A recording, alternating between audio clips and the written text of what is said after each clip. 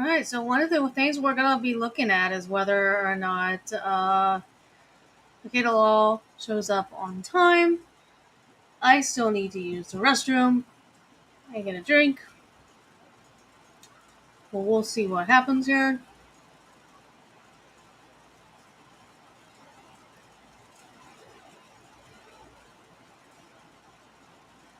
I will try to faithfully react.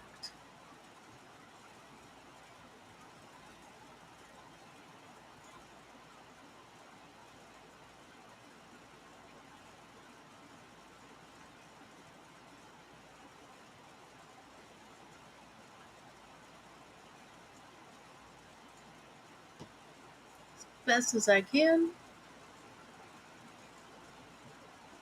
Shadow overlay makes this too small. One of the things we want to look at is we want to see whether or not he's late. Yes, you can probably hear me drinking something.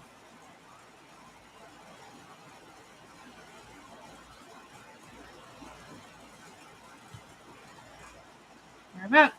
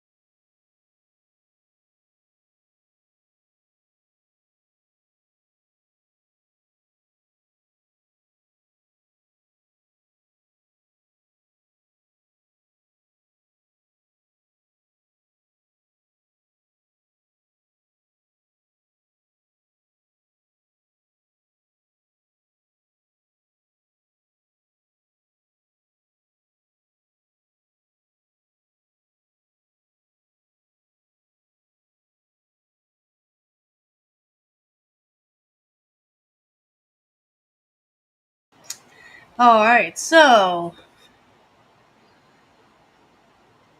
I'm looking at the live thing, and he has 30 seconds. Also got my Mox Hog Lemonade. And I also have Luigi's Real Italian Ice.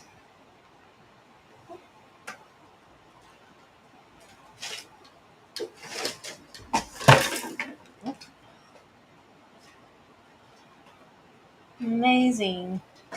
The things that happen when all I'm trying to do is rearrange my fan. That's all I'm trying to do right now, and I've knocked crap over.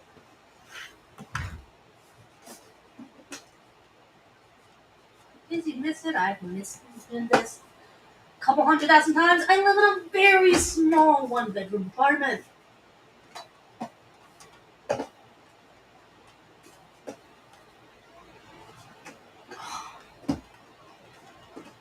This stupid fan. I'm not going to be able to fool with it right now. It's come off its base.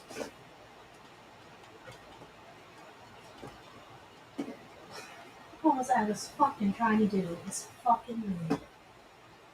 So that it was more actually on me.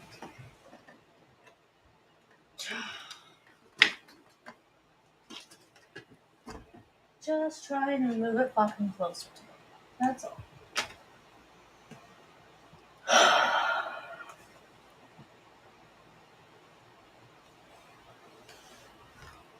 So how late is he? It's 8:01.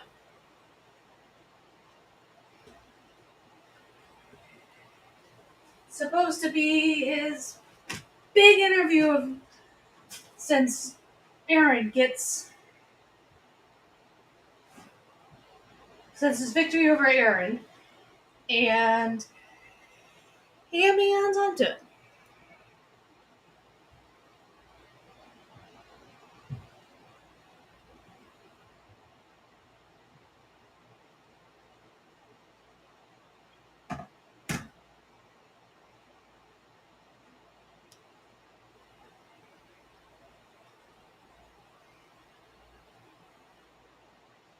It's just sad. Just sad. And he doesn't even have 200 viewers right now. Gee, my Christmas. It's late, got almost no viewers.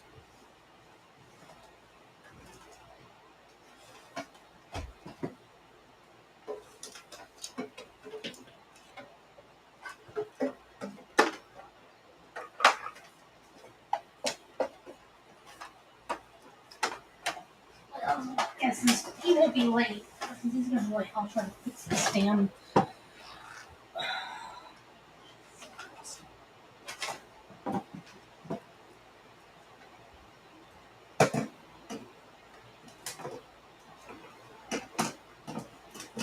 I wanna be a millionaire so freaking bad. So that I have room for my stupid fan.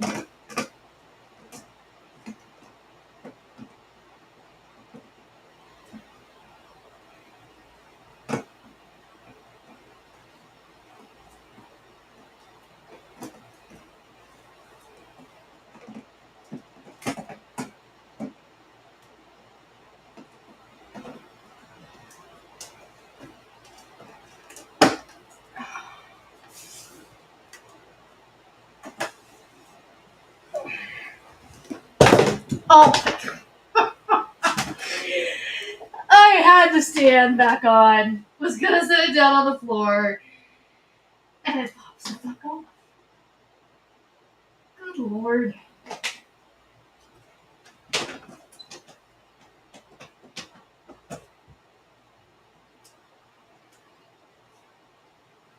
All of this because I just wanted to reposition the fan. My life sometimes is just. My life is pitiful. I wouldn't wish to have Rekieta Law's life by any means. But I like to be able to fix my damn fan. Shit, Christmas.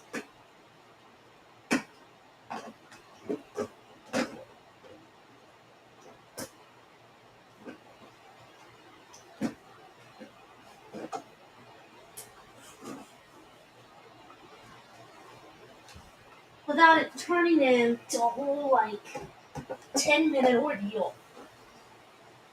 It's probably gonna end up being 10 fucking minutes right now because I can't snap the thing back on. I can't do it. It's just not fucking cooperating. Ugh.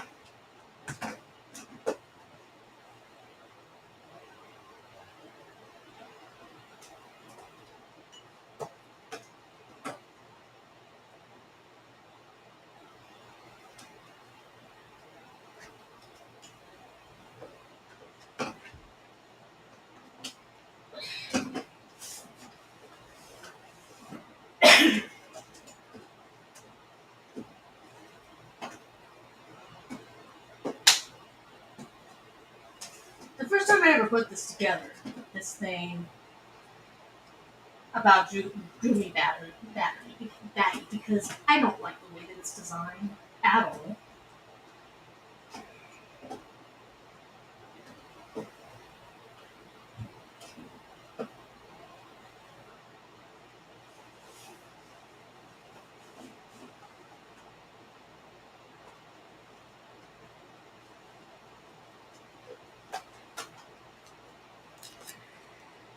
Why is he fucking late? It's 8:06! Come on, dude.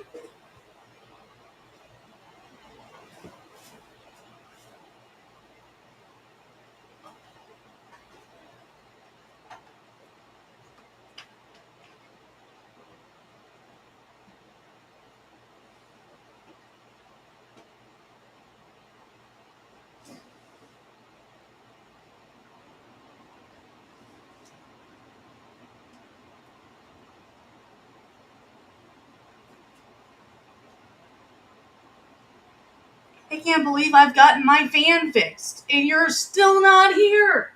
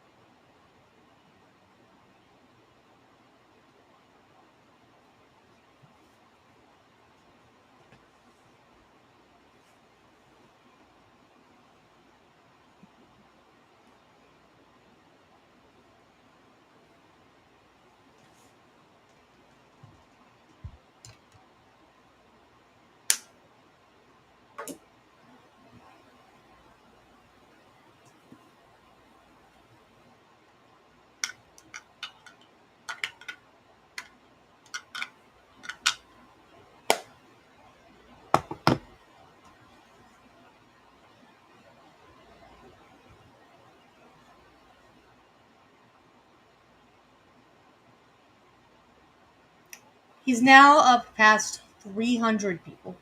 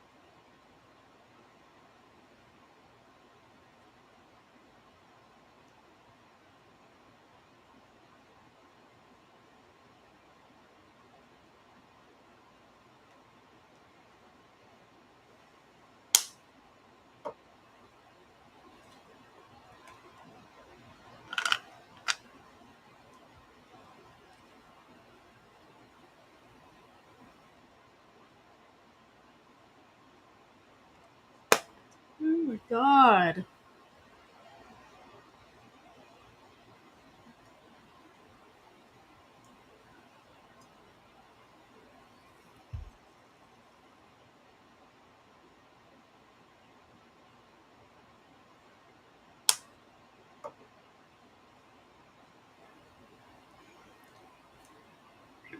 This is just sad how unbelievably late he is right now.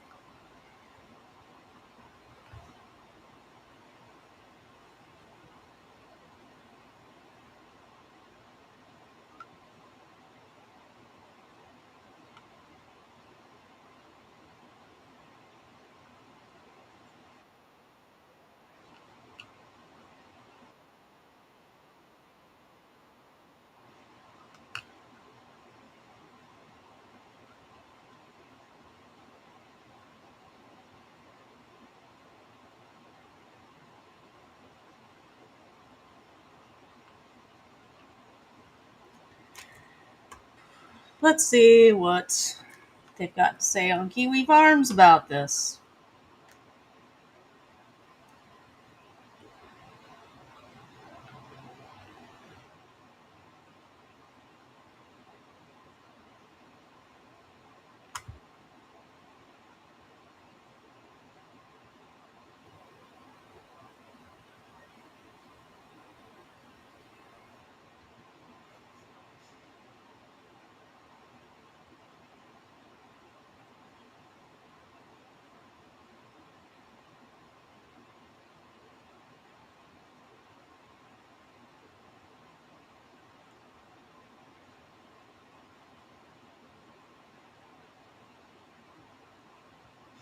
And they're talking about how he's late and gay.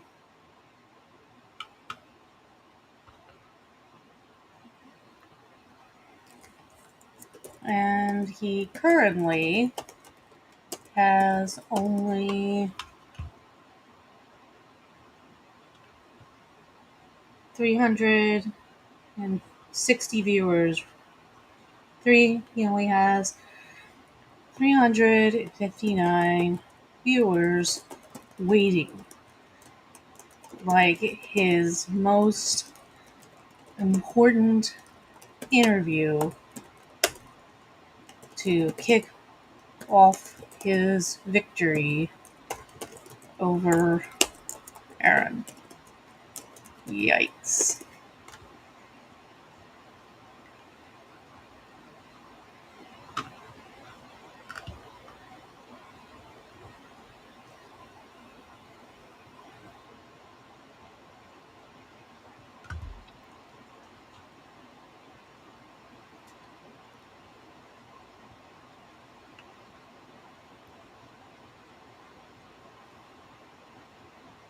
Jiminy Christmas. This is bad. Let's see what his chat is saying.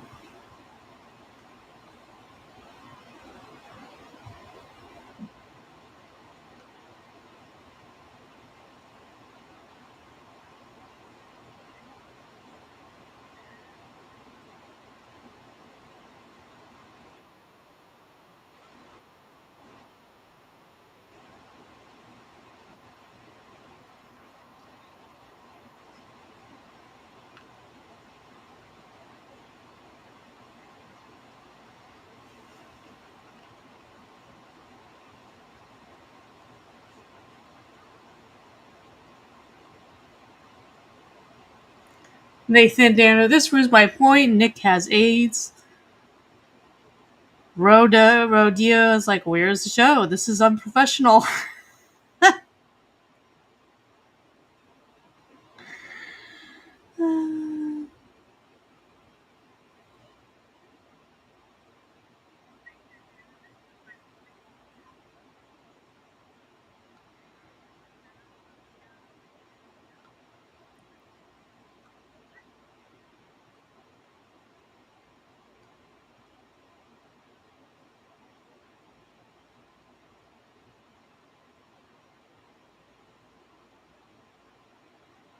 Evelyn Santos said Dr. Turtle is never late. Has Dr. Turtle Boy tweeted anything?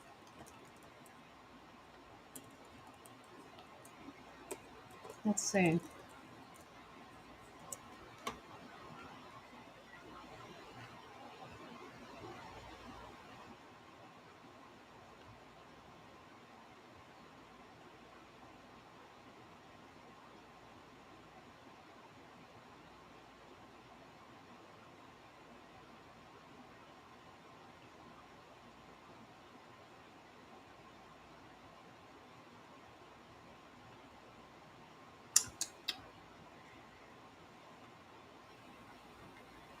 last tweet was 4 hours ago.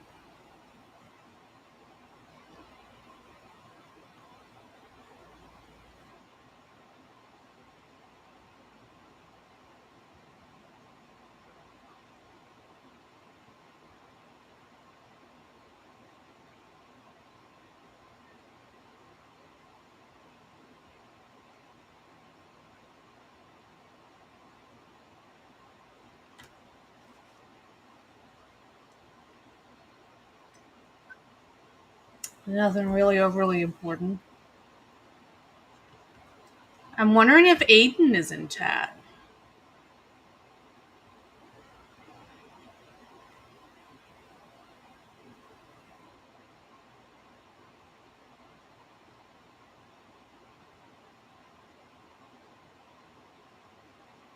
Gina commented 15 minutes late and less than 500 people in chat. In the old days, thousands.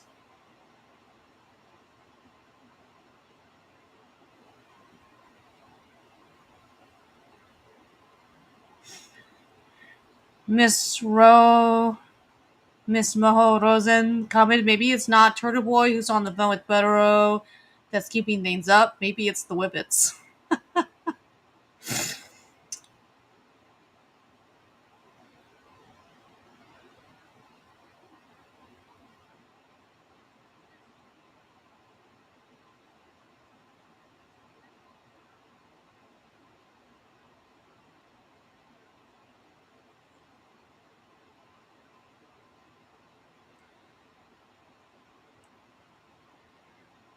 Well, if Aiden is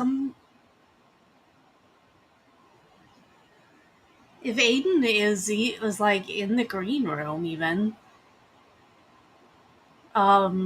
he should be able to see the chat, and I would think that he would be commenting. Who knows? Maybe it's Aiden's fault that things are held up. Maybe he's not even there yet.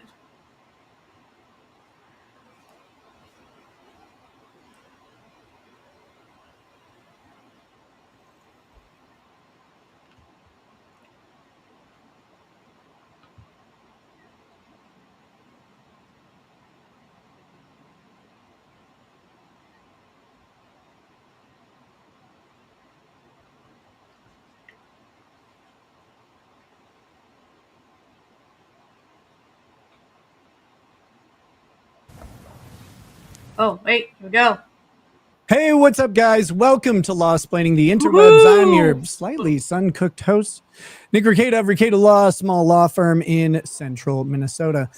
With me today is a very special guest. I'm going to bring him right in. No delay necessary.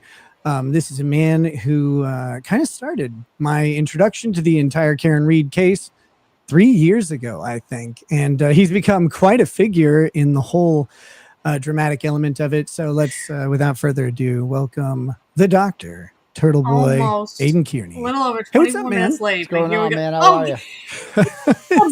It's a mixed bag every day, but doing on the whole pretty well. How are you? On the whole, pretty well. How are you? Yeah, I can't complain. You know, lots happened since I last came on your program. So yeah, for both lots of to us. talk about. Oh yeah, I'd say so. But I'm glad you're doing better, and glad to see you back on your feet. You got to rebound. Yeah, it's like my life took a substantial pause so I could be retarded. and now that that part's behind and it's back to work and working on picking up the pieces, but it's a journey, as many people know. I've been getting a lot of messages of support and people who've been through it, and it's really awesome. But what about you? You've had some different, like entirely different troubles than I have. Well, I don't know if I should call them troubles. That might be a little judgmental, I guess, of the items. But you've got a legal issue going on right now. So I don't think I think when I came on your show, I don't know if that was before I was arrested or after the first time. Been arrested a couple times. It was before. Okay. So I ended up getting arrested October 11th, 2023 for basically this weird interpretation of the witness intimidation statute in Massachusetts. So Massachusetts, every state has a witness intimidation statute, and I think we Right. can all agree they're necessary because you don't want, mobsters and gangsters to be able to tell witnesses that you better change your testimony or else I'm going to break your legs. That's a lawless society if we have that, right? So I get it. Physical threats of violence, no go.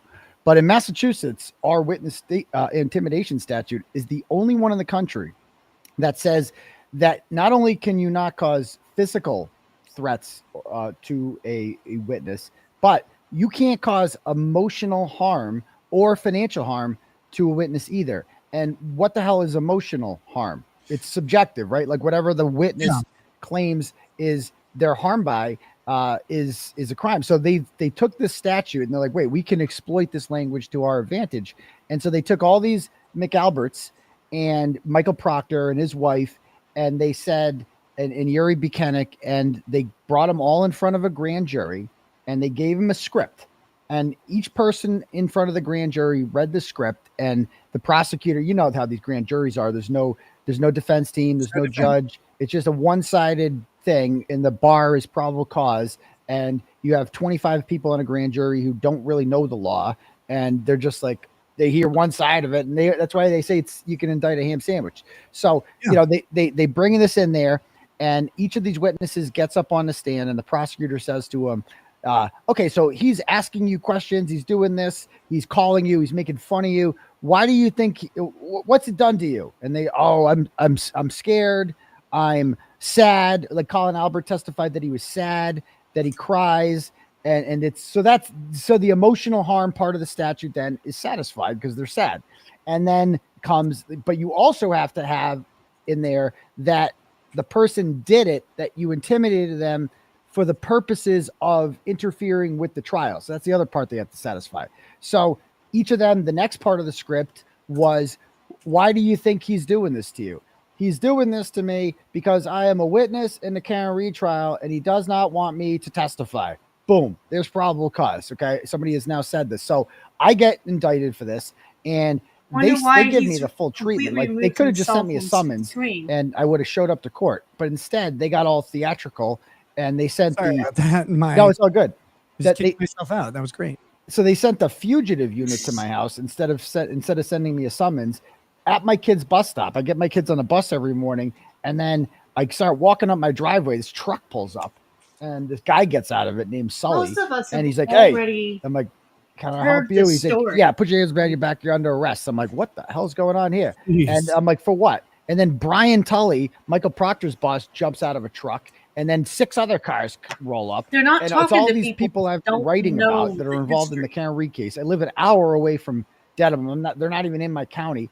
And so they're there. And I'm like, what am I under arrest for? And they go, Brian Tully says 9 counts of witness intimidation and 4 counts of picketing and 1 count of conspiracy. I said, picketing. Picketing. You realize, like, we're in Massachusetts, right? Like home of the Boston Tea Party, like tarring and feathering tax collectors. Like, this is Massachusetts. You know that, right? Like, we're allowed picketing. I can't picket someone. Not if you're a witness in this state, you're not allowed to protest them at all. I mean, somebody should tell, like Derek Chauvin had people outside of his house in your state, right? Before he was arrested, right? That's illegal in Massachusetts because he was a witness in his own case and people picketed at his house. You couldn't do that in Massachusetts. That's crazy. I mean, like, obviously, if someone is picketing in some aggressive or threatening manner, or, even potentially some sort of defamatory manner, something like that, you could expect that First Amendment protections would weaken. But if it's just general, hey, this guy seems like a scumbag, why would we ever stop that? Like, that's the entire purpose of free speech, especially when it involves government agents. Right. And that's been the hallmark of the Karen Reed case, is like, all of these people are government agents. All of the people involved in the potential conspiracy, I'm willing to say it's not an alleged conspiracy. I'm willing to say it's the full-on conspiracy. But all of the people involved in the conspiracy are either directly government agents, or they're related to or married to a government agent in a like one-step relationship away. Yeah. And how could you get all these witness intimidation charges? I watched the second trial. Most of those people weren't witnesses, right? Yeah, that's a good point. Well, the statute also covers potential witnesses, Yeah. whatever that is, family members of witnesses. That's why I picked up a charge with Elizabeth Proctor. She's not a witness, but her scumbag husband is a disgraced ex-cop, so she gets on the list. And anyone who plans to attend a court proceeding, so anybody who sat in a courtroom is covered under the witness intimidation statute as well in Massachusetts. So it's like the entire town of Canton, basically. I can't go anywhere near. Yeah. So like, for instance, the big thing that they got on me, right? A couple things like in June of 2023, It's really I knew not Jennifer smart, in my McCabe's opinion, kid for had a Aiden to be lacrosse game talking about his in case like Billerica. this. So I'm like, she'll be there. Jennifer McCabe will be there in the stands. So I'm going to go there and buy a ticket, and I am going to ask her why she Googled how long to die in cold at 2:27 a.m. So I go up, I do it, I film myself, I go up to her, I ask her that. Yeah. She's laughing about it. Matt McCabe pushes me, calls me fat, and I'm like, look at yourself, pal.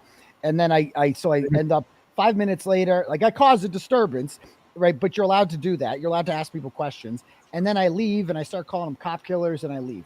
And that got me, I'm facing 20 years in prison for that, because each charge is 10-year maximum prison sentence. And there was 2 witnesses there, Matt and Jen McCabe. So that's one thing. Then there was on July 22nd, 2023, I organized what we called a rolling rally through Canton. I announced I was coming ahead of time, and I led a caravan of like 100 people or so. And we started at Brian Albert's house, and then we went to Michael Proctor's house, Jennifer McCabe's house, and Julie Nagel's house. And we peacefully, outside of their house for like 7 minutes, I had my megaphone and I said, okay, this is the home of Brian Albert. Brian Albert never came outside that night. Brian Albert was sleeping. Claims he slept through the whole thing. Said But we know that Rekieta John was in crashing the out house, and what already. did he do to him, and blah blah He's blah blah blah. still All I did is okay. just talk about the facts of the case.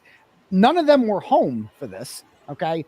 And and then we went on to the next house. Like the rolling rally had little old ladies and kids, and it was a beautiful day. I mean, and it's hard we to. got the police call logs from that day. Not a single person. Someone's called the commenting he cops does on look us. distracted. Like, nothing about he this looks was illegal distracted, at but all. And then 3 months he's later, got. the cops show When up at my you're house, doing the live stream, and they're you like, do have a actually, lot that of was things felony that you're witness trying to pay intimidation and attention to. picketing.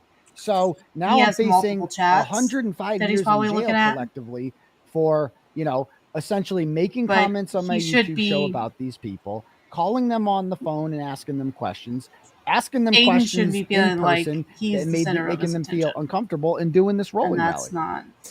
not. That's wild. I want to clarify one thing. You said the one thing they got you on. You don't mean they've got you on it. You mean that was how I assume how the grand jury got to the probable cause charge, right? Like that's what you're saying. Yeah, I forget what context I used it in, but that is what I meant. That like the got me on means like they've charged I just me don't with want. that. I don't want any asshole to like clip some part of this stream and be like, "Aha, there's an admission," because it wasn't an admission unless you're dumb. So, well, but it's funny you bring that up, because largely when they introduced these videos to the grand jury, like they took clips from my show, and I did an hour-long video. It's on my channel. I could send it to you that kind of summarizes, and it shows what they charged me with. And they would take things from my show and just take them out of context. For instance, there was did one take the quote micropene thing off. I say notice something that. to the effect of, But he did take I the am, micropene off, I'm so always going to, I'm going to come back to Canton all the time. You haven't seen the last of me. I am, you think I'm going to be there all the time. I'm going to do this and this and this. And they take that clip and they make it seem like I'm talking to the McAlberts, like I'm like harassing them and following them. If you actually play the video, I actually go down to the Canton DPW and I try to get some information on a public records request. And the lady there kind of like stonewalls me. She's like a government employee that just doesn't want to do her job. And I'm like, okay, lady, like with the boy's regular haircut, like, okay, miss, you think you've seen the last of me? I'll be back. And I'm talking to her. I'm talking to the lazy government worker, not one of the McAlberts. So they took things that I said completely out of context. They made them seem a million times more nefarious than they are. Another good example, right? So Colin Albert, I'm charged with intimidating him. And Colin Albert's the son of Chris Albert. Right. Yeah. And so he's how old is Colin Albert? Is he a minor still, or is he just over? I think he's 21 now. Okay. But he was 17 or 18 at the time. He was inside the house when John got there. They've tried to hide that this whole time. Yep. He's a notorious hothead. So Colin made these TikTok videos which were introduced into evidence in the first trial, in which he like threatens this rival group of teenagers called the Advantage Boys, some hockey club or something from a neighboring town. And he's like, yo, you Advantage Boys. Oh, fuck y'all bitches up. Yo, bang, I'll knock you out. Bang, bang. And it's like, so we call him Bang Bang because of the Bang Bang video that he made. And so I call Colin up and I leave a message on someone his phone. on Kiwi Farms posted, Rekieta's optimism may be on the rise, but his hero line certainly isn't. I've rarely seen a normal scale progression fuck any of you bitches accelerate this. Yo, dog, it's quite clearly a parody impression of Colin's own video, right? But they indicted me for that. And when the judge, like I remember first day in court with this, the judge asks my attorney. We've seen him wear because my attorney was arguing First Amendment, free speech, all that stuff. And the judge says, Mr. Brado, can you please explain to me how it's First Amendment protected to say, quote, yo, Colin, it's Turtle Boy from them Advantage Boys. We gonna fuck you up, dog. Bang, bang. It's like, dude, first of all, you're killing the delivery. You're killing comedy right now in this courtroom. Okay. And embarrassing joke, Your Honor. Yeah. It's a joke that we're even here right now talking about the Bang Bang video. Right. Like this is like supposed to be a serious hall of justice. And we're up here talking about an impression I did of Colin Albert on my YouTube show. I mean, are you kidding me? There's serious violent criminals out there who are roaming the streets of Massachusetts because our judges in this state are so lax and just don't believe that criminals should go to jail. They should get 1 million chances. But they throw the book at me because I have a YouTube show. Well, you have a YouTube show and you're a threat to the established system, right? Like these people. I'm waiting for to say like me. Many people out there believe specifically that that group of people are involved in the murder of a police officer, and then or at least at the very minimum, a cover up of the murder of a police officer. And so, or cover up of the death. It may not have been a murder. And that's the crazy thing. It might have just been, if two guys get in a fight and they get in a scrap and one guy falls and dies, it's not like anybody wanted to kill him. Right. That's what I say. I'm like, I think it's fantasy to believe that they lured him over there for the purposes of murdering him. What are they going to do with the body? I mean, what's the plan?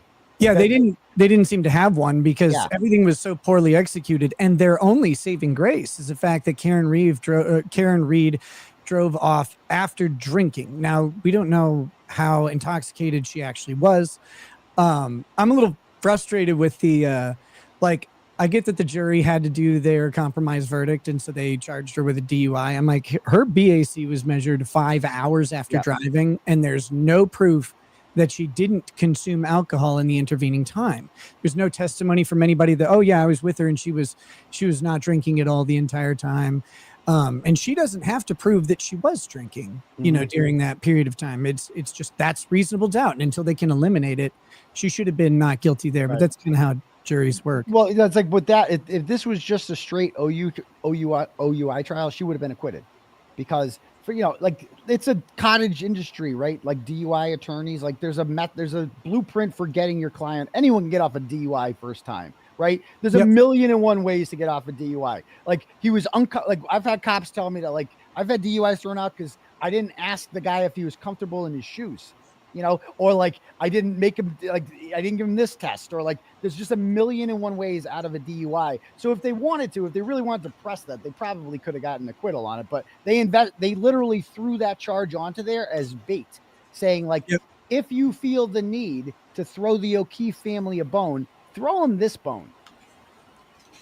Yeah, it's that was obvious. It's like, well, we're gonna get something on her, and it's one of the things that I really hate is this lesser included offenses, right? Because they charged her with murder by DUI, and then the DUI was the lesser included offense. Like, well, if you didn't find she murdered him, then she was probably drunk driving. It's like, okay, they didn't even make a case for drunk driving at all. But she's the one that added the charge.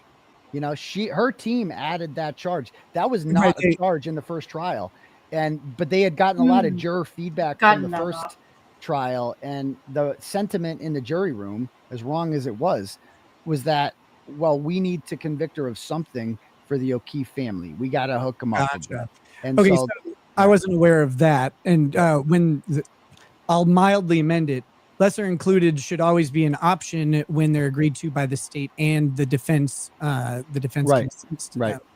them. But I hate them in general when they're applied unilaterally by state. I wasn't aware that she was the one who put that in. See, I approached the second trial without any knowledge of the first one because last year I was kind of in a bad spot, and so I didn't follow it. But so I was like, okay, well, I'll be like a fresh juror coming into this who doesn't really know anything about it and is just watching You it. barely straight out. And kept up with what it was was wildly going on interesting. But in there's the second some trial. people did bully me heavily into watching some stuff that was pretty great from the first trial. Yeah, the first trial was way more entertaining than the second trial. There was Yeah, some characters. the state dragged the case out so long, and they had so many forensic analysts and experts who didn't really have much to say. And it's like, why couldn't you get someone to just say he got hit by a car and died? Like, here's why. Here's what's consistent with getting hit by a car, and the reason is he didn't get hit by the car.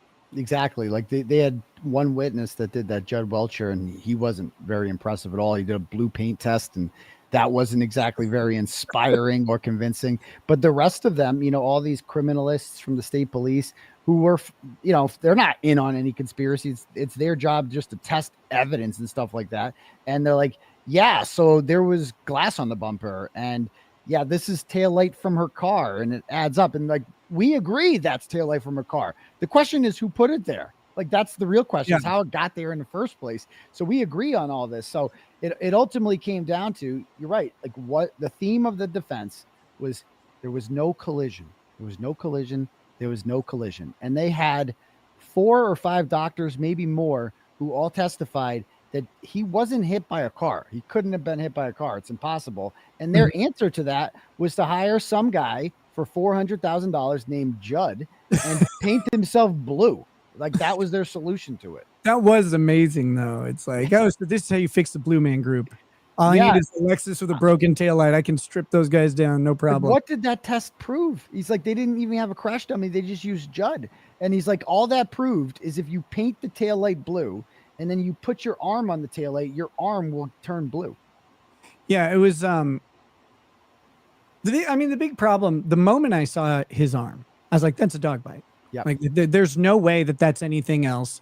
And I could see maybe a small number of the lacerations being made by a jagged broken taillight, right? That kind of swipes across, but not a consistent pattern from lower deltoid to mid forearm. There's the parallel matches, like there's several pairs of them on his arm, right? That's someone covering their like throat from a dog that's coming at them, because that's the reflex that everybody does. Is they put their arm. They put your arm up, like, fuck, and the dogs are trained to grab that. They grab on, and trained police dogs. That's the difference between Chloe and a trained police dog. Is trained police dogs they're not going to let go. It's right. Like and they are going to have a strong puncture mark in your arm, whereas opposed to an untrained dog like Chloe. And you pull away and you're going to get boom. That's what's going to happen. It's going to bite again. It adds up perfectly to this. And his sweatshirt, of course, if it was cut by taillights, the sweatshirt would be cut up with like similar marks, right? Similar patterns. But the sweatshirt just said puncture marks, like because they're from a dog, because a dog bit John. And coincidentally, there was a man-eating dog in that house that had bit a whole bunch of other people and sent them to the ER that they rehomed. It was their family dog that they just got rid of. Who does that? Anyone with the dog knows how suspicious that is. No. I think that dog got rehomed into the dirt in the woods somewhere. That's quite possible. It sounds like, not to be insensitive, but it sounds like that was maybe the solution. I mean, if this is a routine menace dog, right, that most people's dog would be taken and put down by the state. Right. And exactly. But, this was a problematic dog, but, without Chloe doing that, ironically, Chloe helped John O'Keefe because Chloe left her marks on John and made it obvious that John was in the house. Had Chloe not bitten John like that, it would have been a lot. Like, that was what sold it for me, was the arm pictures. Like, that's what Lord Alan Jackson did, was the arm pictures. So without Chloe doing that, like, there would be a lot less evidence. Well, it does a whole bunch of things. One, it strips the story that the car hit him, because Wallacar could cause laceration. Yeah, the shirt sleeve would be absolutely shredded. It would be a mangled mess. Yep. And then the lacerations wouldn't have consistent patterns. They wouldn't be running parallel in the same way. So you have that. But then you also have this very convenient thing where dog makes sense in the context of guy gets in a scrap because everybody's been drinking, and then dog intervenes or moves to protect its master. Maybe maybe the dog moved first. Who knows? But if he made some step that the dog misinterprets or interprets as aggressive, then it goes for the bite. He starts defending himself. He falls, hits his head. Done. And that's over. But it looks like there was an exchange of at least Turtle Boy, one. I'm sorry I did your girl dirty. I'm a massive cunt.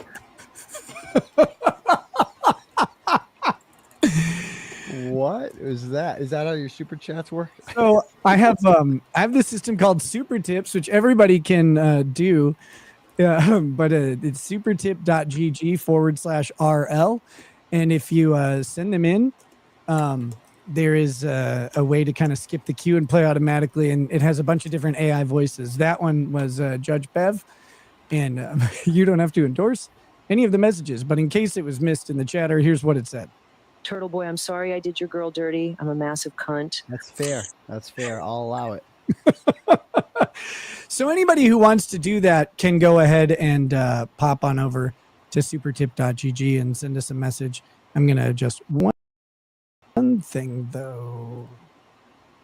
But yeah, have fun with those AI things. Otherwise, Turtle Boy and I are going to talk, and I'll make sure to play all of them at all the ones that don't have the skip queue at an appropriate time. But he's on a limited timeline, so we're not gonna like sit and do a bunch of super chats while you're here. I'll take care of those on my own. But that said, do check it out. So where were we? We were talking about dogs. We were talking about attacks. Oh yes, it does seem like one punch at least was thrown and landed pretty well above his right eye. Right, like there's a subdermal hematoma, which is if people don't know what that is, that's a pooling of blood under the skin. Another win for the toe. And then there's the gash in the back of the head too. Like that. Right. That does, as much as Hank tried to say it did not come from the frozen grass. Like not a chance. Like it has to be something jagged. It has to be a stare, something rigid. Yeah, like right. I mean, he's not crashing out. He didn't argue, or they didn't find or place some, large, maybe 11-inch stone or something, like a piece of granite. Like Minnesota, there's a ton of granite around here, so we have these granite rocks that'll be this big, that are kind of decorative in any sort of yard or rock bed. Like, oh, there was one of those there that he must have stumbled and hit. Like that would have been much more plausible than this. Did you see what happened when the jury went to do the home visit? All of a sudden that day, there was a rock in the middle of the yard that said Albert on it.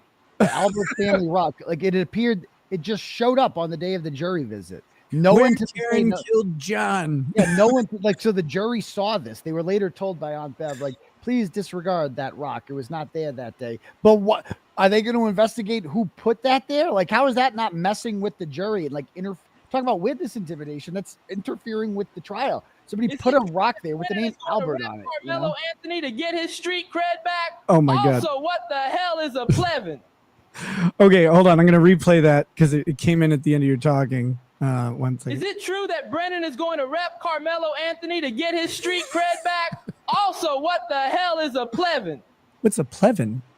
Plevin is this content creator who has this channel called Yellow Cottage Tales, and he is like the token voice of Karen Reed is guilty. He's just a complete fucking moron who just spews retardation every night on his channel, on his streams, and he has other like-minded stupid guests who just say really stupid things.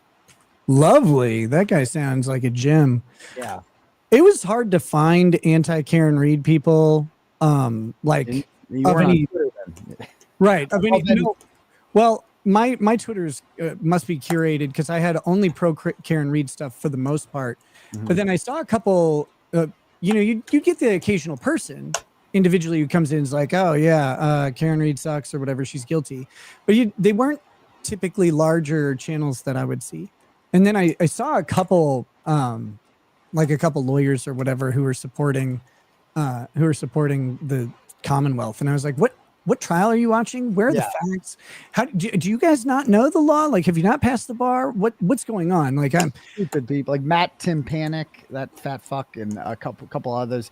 But they were like loser accounts with like not that much, because nobody wants to hear that. It's just stupid. Like nobody believes that. Like I've never seen. I mean, public opinion polls overwhelmingly favor the state in most criminal trials, right? Unless the defendant is extremely sympathetic. The state's usually right. Like right. They're usually right.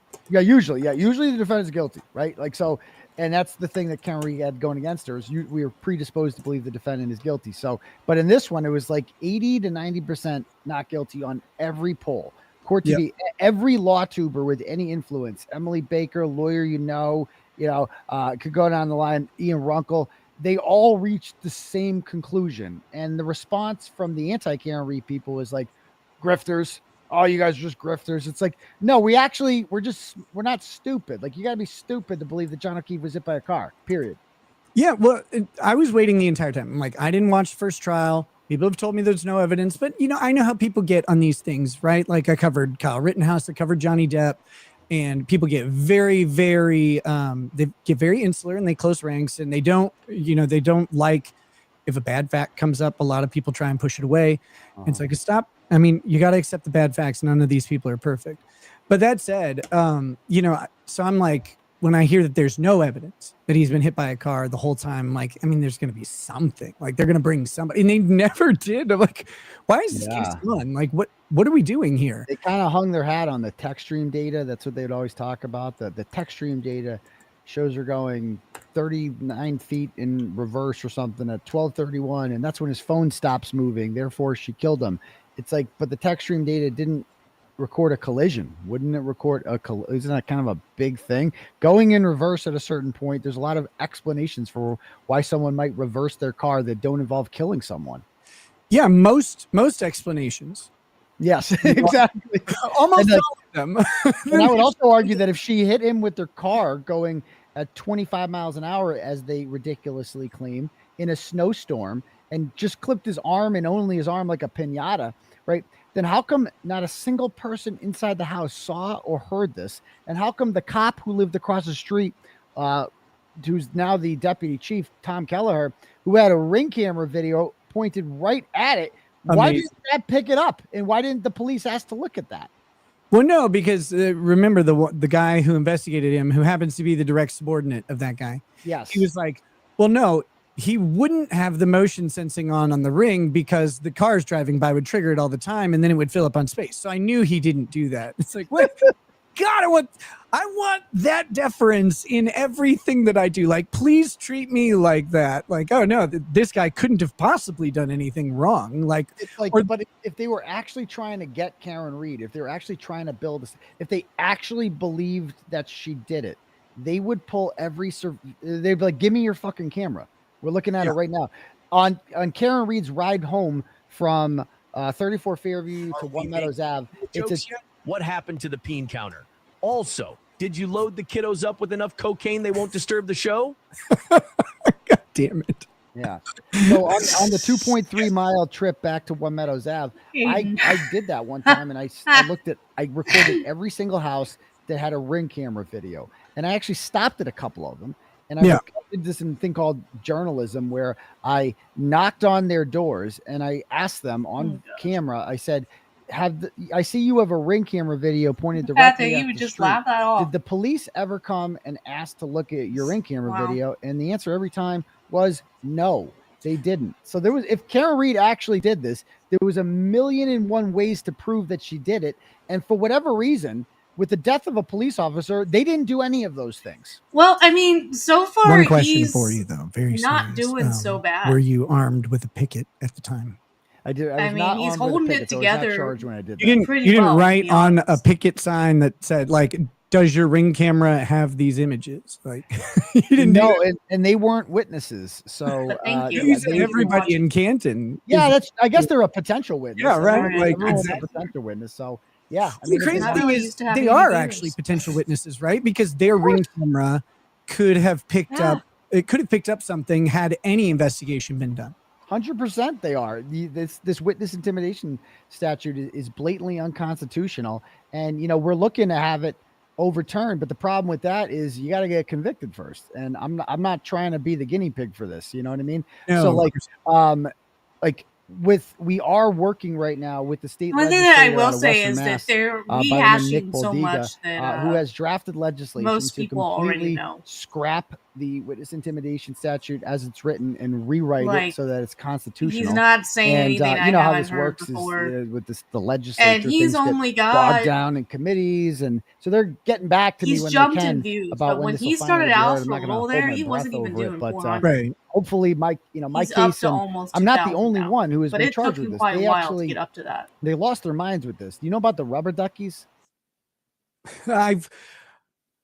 I have heard something about Yeah. rubber duckies. My wife loves rubber duckies, or like because they sell billions of them now, Mhm. so that you can glue them to anything that you want to make annoying. Yeah. And so, I'm always a little intrigued, but I'm also terrified of it. Tell me about it. So there's a guy by the name of Rich Schiffer, who is a Karen Reed supporter and owns a business in the neighboring town. He started ordering these like small little rubber duckies, and writing on the bottom of them, on the bottom of the duckies, he wrote, I've never "Colin had did it," this or really "Free explained Karen to me Reed." much. Those are the two things So he this put is on the rubber duckies. Rubber ducky And he things starts interesting, I guess. sprinkling them kind of all over town, like the rubber ducky fairy, like in and around where Chris Albert worked, wherever McAlbert's were. He kind of sprinkled these rubber duckies, hundreds of them, and it became a thing. And the police launched a 6-month investigation into this guy. They got multiple subpoenas for his vehicle, for his business. They searched his business. They searched his house. They went through his trash. They dumpster dived. Police from Canton, Stoughton, and a couple other agencies, and they put this 6-month investigation together. And then they charged him with witness intimidation for rubber duckies because he wrote on the rubber duckies, "Colin did it," and this caused emotional harm to Chris and Colin Albert. And because of our witness intimidation statute, if you feel that you are experiencing emotional harm and you believe that they're doing it to try to prevent you from testifying, then you can have anyone you want arrested for witness intimidation. And he was, and he had the same lawyer as me, Tim Bradle, and Tim Bradle got Part of the that reason I think dismissed Nick is on the doing first day. so well this whole is that 6-month Turtle Boy investigation is able to was do just so much thrown out of the talking. immediately. But because they don't want Rich Schiffer, they want me. Like they want the guy with the YouTube channel, they want the guy with the influence and the loud the microphone. That's who they want to silence. Yeah, it's wild how intimidated they are by someone who speaks, and then people listen to them. Like it's pervasive, as far as I can tell. I do love making everything about me. In my own case, we got to this one place during our here we go. family court case. Talking about his since case. My wife and I both got arrested. They took our kids for a little while, which was a mess. And during that case about the kids, all the lawyers went into chambers, and out comes my lawyer, and he says, "You won't believe this." He's signed. One of the people on the other side said, "Well, we really don't like what he says online." And I'm sitting there like, you're talking to the judge saying that. Like, that's a direct violation of my First Amendment rights. Gosh. Like, you're pressing this because you don't like what I say online. Like, Well, that's the impression. you don't like what nothing in chambers is recorded in Minnesota. your so there's ex-boyfriend there's was no way to saying actually, online. prove that out. And I'm relying on the account of my attorney who's saying it, but I have no reason to disbelieve him. Not And much what you find is, different in some ways. you don't have to have much influence to terrify these people, because the influence that they have is like 12 people, right? And so when they see someone who can talk to 10,000 people, it's like, whoa, that's a lot. Maybe, of people. but he didn't. And that's how the law didn't is stay in applied, jail long. is based on influence. And it's like if I was a nobody with a couple hundred subscribers, they wouldn't bother with me. I mean, that's how selective this is that and they just Aaron go after you actually did a because of this. really And they've good said show this today. in their pleadings. really It's like did. he has an army of people. I mean, He's got he a was able mob of people. He can do this. He can do it that. about That does your Nick First without Amendment really- rights don't cease to the big exist thing that he did was thank based everyone on the for their size of your support. audience. That's not how the founding fathers wrote the And Constitution. honestly, But I hope is that how, continues. like in the internet age, that's how they've framed it like, oh my That would God. be the best And thing. I've said on my show before, and these are the things that have got me into trouble. I was like, I go, you know, if I were them, I said, you know, I would be scared of me too, not because I'm a physical threat, but because I'm relentless and I'm investigating you and I'm putting the truth out there and I'm exposing. And what they should be worried about is going to jail. I'm like, so Right. that's the fear of going to jail is not the same fear as the fear of getting killed. Okay. And it's like, if you committed a crime, you should fear going to jail, I would argue.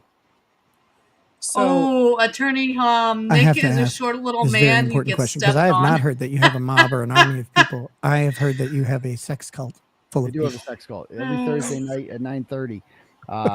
You know, things get freaky in sex cult. It's a members only thing.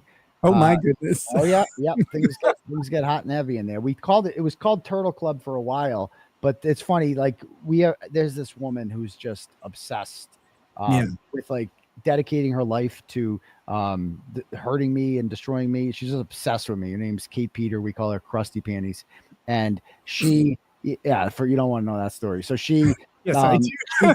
she called she calls me. She's like, oh, he's running an online sex cult. So I just kind of embraced it, and I'm like, yeah, let's call it. Well, this is a sex cult, so you guys have to do what I say here. Everybody I was wants accused him of to having ask one too. balls or no balls. It was interesting. I was like, well, I didn't know. Like, I'm missing all the meetings. This isn't fun. Yeah. So, but you've now that you found your sex cult, you're like, okay, well, I'm in. You don't. I mean, once you start running a sex cult, there's really no reason to give it up. It's a great thing. I dreamed of when I was a boy of growing up one day and running an online sex cult, and here I am living the dream. So why would I quit? So I have my papal mitre back there that I wear for a certain segment of the show. And the story behind it is it was actually used in a blood magic sex cult by like the leader. Like, that's the thing. I'm like, oh God. Well, there's probably demons in it. What? Well, I hope they're hot. I guess what? Relate to me. So what? What? Man, it's kind of wild. I want to go back because I don't know how many shows you were on before mine when this first kicked off. When was this? But Lauren De Laguna's like, hey, I know this guy. He's covering this big thing unfolding, and can he come on your show and talk about it, or you should invite him on? I don't remember how she asked, but I was like, sure, sounds great. This is 3 years ago. I hadn't heard anything about it.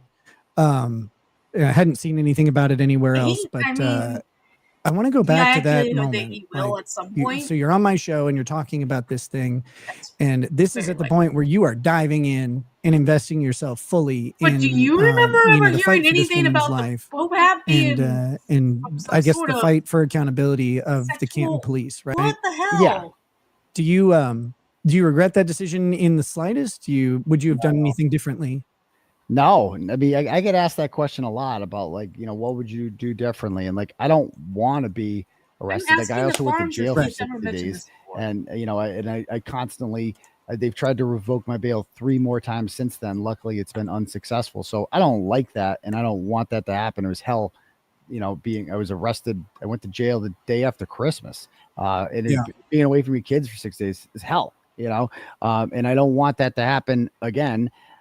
But at the end of the day, there was nothing I could do to prevent this. I haven't broken the law. Like the type of activism I did with this story, I've done with plenty of other stories before. I've been doing this for 11 years, and it didn't become illegal until I started criticizing powerful people. Like I've been going after, food stamp queens and ratchets and people scamming the government and you name it. Like I've been going after lowlifes for a long time. But the second I go after legitimate members of society and elected officials and cops, then all of a sudden it's a crime. Okay. I had forgotten. You used to do like Ratchet Watch or something. Yeah. That was my bread and butter was ratchet shaming, they didn't exposing scammers, a lot of BLM scammers like that. And there was plenty of those, like people making all this money off of like DEI and grifting and all this stuff. Like that was my forte. But so I was on the side of the police. Yeah. You know, usually I was a defender Right. of police, Well, especially during the BLM riots and all Aaron, that it stuff. looks Because, like after you know, today's show, I'm Aaron is right-wing, going to start making some I generally better support the police. choices. So I'm usually on the opposite side of this issue. But this case was as just so far as unique how because it he was just so conducts himself on obvious his show. that this woman didn't do it that Right. So I'm like, oh hats yeah, off we're to him running for with that. this. This I is mean, undeniable. I think they're both degenerate. Do you have a unified theory of the case? Like of what happened that night? Because like I have a theory. I'll run it I don't by know you, that but I've I'm ever curious heard what what yours is if you specifically have his one. theory Because it's is. easy to say, well, you know, maybe some Whichever scuffle goes, that's happened a and he good fell and hit question. his head. It's like, okay, but like what is the full context, the full picture of it? Do you if you have some summarized version of it, I'd love to hear it because you're the guy who knows everything about this. So again, my theory is no better than anyone else's theory, has no more legitimacy than anyone else's, right? So like, but I don't generally spend too much time talking about it because as long as he goes in that house, it doesn't matter who hit him. Someone They're all guilty because they're all joint venturers, right? So like, I think though that the most plausible explanation was that Brian Higgins is on the farm said the stream is unwatchable. He's truly a dabble streamer now. He's trying to bang John O'Keefe's Garbage potato girlfriend, tips really and interrupts John O'Keefe's everything He's with trying, unwatchable. and in the waterfall, there's some sort of they're yelling at each consumer other of at the end there, and Diddleverse John's taunting streams. him. It's all on video, and so he gets to the house and he walks in, and They an argument kind of happens. agreement, Everyone's 6'2", 240 pounds. Everyone's Little boy's drunk. not Everyone's Irish. healthy. You know, and what do you think's going to happen? A fight's going to break out when something like that happens, and I think the fight involved Brian Albert, Brian Higgins, and Colin Albert, and I think those three particularly because the way they've tried to act like Colin Albert did nothing wrong is so suspicious. How they didn't talk to him. You know, if nothing happened in that house, if John didn't go in that house, why are you hiding the people who were inside that house as witnesses? And Colin's history of fighting and his tough guy thing. So I think he was involved. I think Brian Higgins is involved because he's got motive. Oh, yes. If Brian Higgins did it by himself, it couldn't be him because the McAlberts would just sell him down the river. He's not family. Check out that so that means it has to 5-hour involve Higgins stream and that was members of the absolute Albert family, which torture. is why I think Colin and of course Brian Albert's Brian Higgins is his homie. Colin Albert's his nephew. Like and everybody the fact that the dog was thought involved that he was going to have means this that Brian Albert's groundbreaking probably involved because shit. dogs are trained to protect their owners. Yeah, I agree with all that. I also know that Brian Higgins can't be the guy alone because he cannot pull the trigger at all. Because I listened to all those text messages and that man cannot pull the trigger on anything. But he's also like guys like that have like incel like vibes to them where you know what I mean? They're like, fuck him. Like, why don't I have the girl? Like, I'm way nicer a guy. I'm a fun guy. I'm a ton of so fun. gay. It was like virgin shit. Like the things that he was saying in those messages, like, bro, are you gonna stick it in or not? She's begging you to do it. Like she's like begging you. And you're like, do you think I'm hot? Really? Oh wow. And like, well, let's talk some more about you want to be in a serious relationship? Like, dude, can you fuck her first? How about like, that? Just, like, she's like, hit me like a pump jack. What are you doing? Get over here and bust me apart. And he's like, well, what would happen if I do? I know. It's like, dude, what are we doing? So I could see that. Like, and I think that when he went out that night, you know, he texted her at 11:30 while she was at the bar with John and they're all over each other. And he writes, well, and he hadn't texted her in a week prior to that. So he's like mad. He's like drunk. And he's like, well, I thought you liked me. I thought you were breaking up with him. And he's, you know, John, maybe John knew about that. I don't know, but he gets back there and I think words were exchanged. I think a fight happened and I think it was an accident. I think he fell down, hit his head on a stair or some sort of ridge surface like that. And it was just a bad angle, hits him in the back of the head, knocks him out. And then they're like, fuck. Okay. Fuck, he's Boston police. What are we going to do? So I'm with you on all this 100%. My question is, what's going on in the house? So there's a bunch of people in there. There's a bunch of people in there. Fair question. And all of these people seem to have some sort of romantic connection, at least in their past or in their present. Karen Reed is obviously mad at John as she's talking in Brian Higgins' text. And it seems like she's trying to get revenge for him cheating, right? Like that's what it seemed like to me, is that Karen's mad that John was making out with the other chick in the Yeah, That's I would think she was doing it because she wanted to have an ego boost. She's just like, see, I can. yeah. Guys think Well, I'm. Made her feel good about herself having this poor sap. Tell her she was Chat hot. really isn't saying. Well, and also, I think she wanted it to get back to John because of there's an interesting part early on in their text messages where she now he's tells talking Brian about Higgins his basically theory like, about- and you're going to talk about it. He's probably And gonna be like, and I he's think like, they no, I'm were discreet. all And she's like, swingers. I talked to John. Like, he's told me all about how discreet you are and like how you talk about this all the time, type thing. So, to me, it looks like she's trying to get some, revenge because she and John are non-exclusive. But I think she wanted to be obviously exclusive with him, and he wasn't progressing at the rate that she wanted, and that set her off. Like that's what it seems to be there. But then there seems to be all this intertwined stuff, and there's rumors of like, sort of some, we'll say, indiscreet behavior between all of these people. Do you think there's any credibility to that? I've heard those rumors, but I don't like to talk about or say things that I can't document. Right. The swinger stuff. Like, I don't Oh. fucking know. Maybe. I mean, He's honestly, shooting if it worked, good down for them. his It's none of my whole. Let's business. I don't talk care. about I don't want to know. the sex All I care thing. about is who killed John O'Keefe.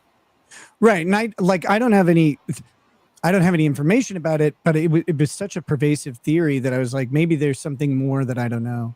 So I was just curious because I think it was just simple. It's just a bunch of testosterone and alcohol in a house together. Right. And a bunch of big dudes, and an accident happened. That's all I think. And then instead of just calling 911 and saying this is an accident, but like shit, he wants to Like, live they were like, I don't vicariously wanna through their sexapades, and he's just like, nah, not doing it. Oops. go to jail. Like that was their immediate thing, was self-preservation, and it makes sense. Like all these people that say this conspiracy is ridiculous. It's like, bro, do you want to go to jail? Because Brian Albert doesn't want to go to jail. We know what happens to cops in jail. And he's like, first thing, he's like, well, this was a complete accident. Let's just put him out on the lawn and say he never came to the house. It's so simple, and it worked. Right. And again, because Karen Reed drove off, she'd had several drinks that day. That once the panic sets in, they're looking for something. Like, we have to have something that happened.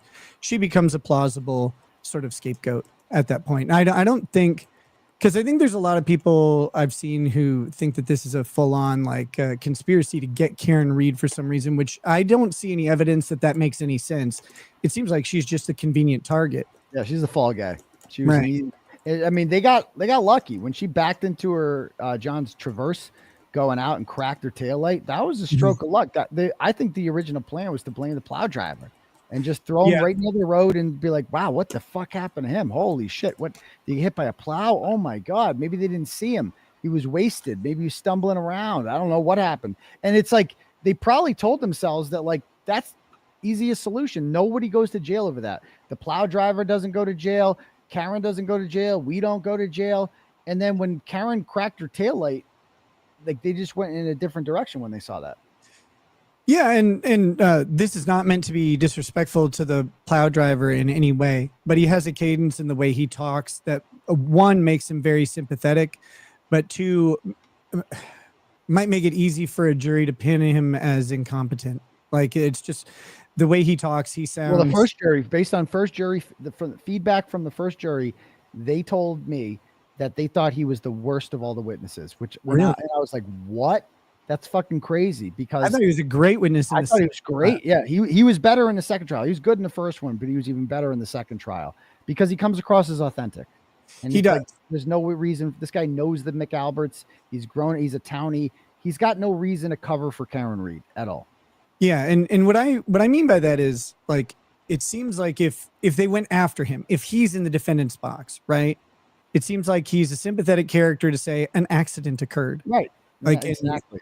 He'd be acquitted by the jury. They'd say, like, this guy's just a guy out here doing his job. What I loved about him is, like, he had this sort of simple cadence to his manner of speaking, but he seemed wildly competent and in what he did know and he had very good recall on the memory, and he's like, I drive by these houses every day all the time. I would notice if something was there, and there was nothing there. And like when he said that, I'm like, I believe this guy immediately. If all government workers took their job as seriously as Lucky Lochran does plowing the roads of Canton, our society would be a lot more functional, right? And he was a soldier on the stand there. Like Brennan tried making his testimony all about me. I was in the courtroom for it. It was extremely awkward. And he was like, so weren't you like threatened into giving this testimony? Weren't you intimidated by a blogger? Weird. And So I'm I like in the asked courtroom, the and Lucky, Farms to his about defense, that, because Lucky's a man and not a story coward like with Chris the Albert and Colin Albert. He goes, Pope hat, no, and I don't feel intimidated they at think all. that Meme Right. He has pride, and he's like, might no, have he was not Meme Copian intimidating might me. have mentioned it up. He did not make once. me say that there was no body on the lawn. I said that That's there was no crazy. body on the lawn because my Franken truck thing sees everything, Well, and like, there what was do you no want body me to on the get lawn. it? So what do you want me to say? It's just Yeah, that was Brennan did that to him, and there were a couple other witnesses that he really tried to just sale or bully. And I was something? like, this is not working for you. One, that'd be like me trying to bully someone. Like I'm a slim, slender guy. thought he got it. The from, only thing I have is like, being Amazon. tall. I'm not big and imposing.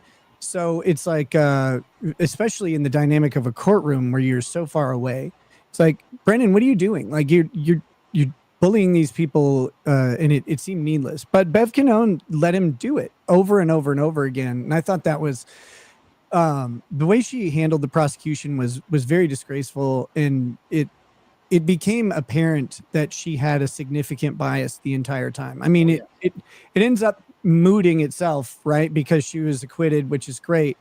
But at the end of the day, like it seemed like that woman wanted her to take the fall for this, no matter, and I don't know why. No, because she's just a hack. I mean, that's all it comes down to is she didn't like Alan Jackson. She didn't like she's very provincial. She doesn't like his California style and his flair. Oops. Bringing it to her courtroom, and she just wants to I have to be careful about Alan when Jackson I touch that you my may make 10 times earpiece. what It pauses the show. Yeah. I have to I adjust make my and live in a earpiece. nicer house Sorry. than me and have a much higher profile than me, but I'm the queen bitch of this courtroom. Okay. And you're going to remember that. And it was just a constant reminder to him. She just didn't like Alan Jackson, and she didn't like Karen Reed. And you're right. She let Hank do whatever he wanted. I mean, some of those questions, some of those comments about like that he would constantly say, "Oh, you don't like that question? You don't like that question?" It's just like, insane. what? But it backfired because based on juror feedback we've heard, like the jury thought he was a dick. Like, Yeah. they're like, you look bad doing that to little old ladies like Dr. Marie Russell, like and Dr. Wolf. Like everybody loved the Crash Daddies, and you're gonna start shit with them. You're gonna look like a dick. Yeah, those guys were virtually unassailable. Like they're well put together, handsome, articulate, very, very qualified. And you can tell that they actually put together something that looks like they were trying to figure out if this could have happened in any way. Right. And for the prosecution to go after them as hostile and in the pocket of the defense didn't make any sense. One, when you find out that, of course, they're typically hired by the U.S. government to do their investigations, so they're normally on the state side. And two, when you look at it and go, it just looks like they were trying to find out if this could have happened, and the only conclusion they could come to is we can't find it. And that's why he didn't try to attack their methodology too much. He talked about like the weight of the arm that they used on the dummy, Randy. Which is wild.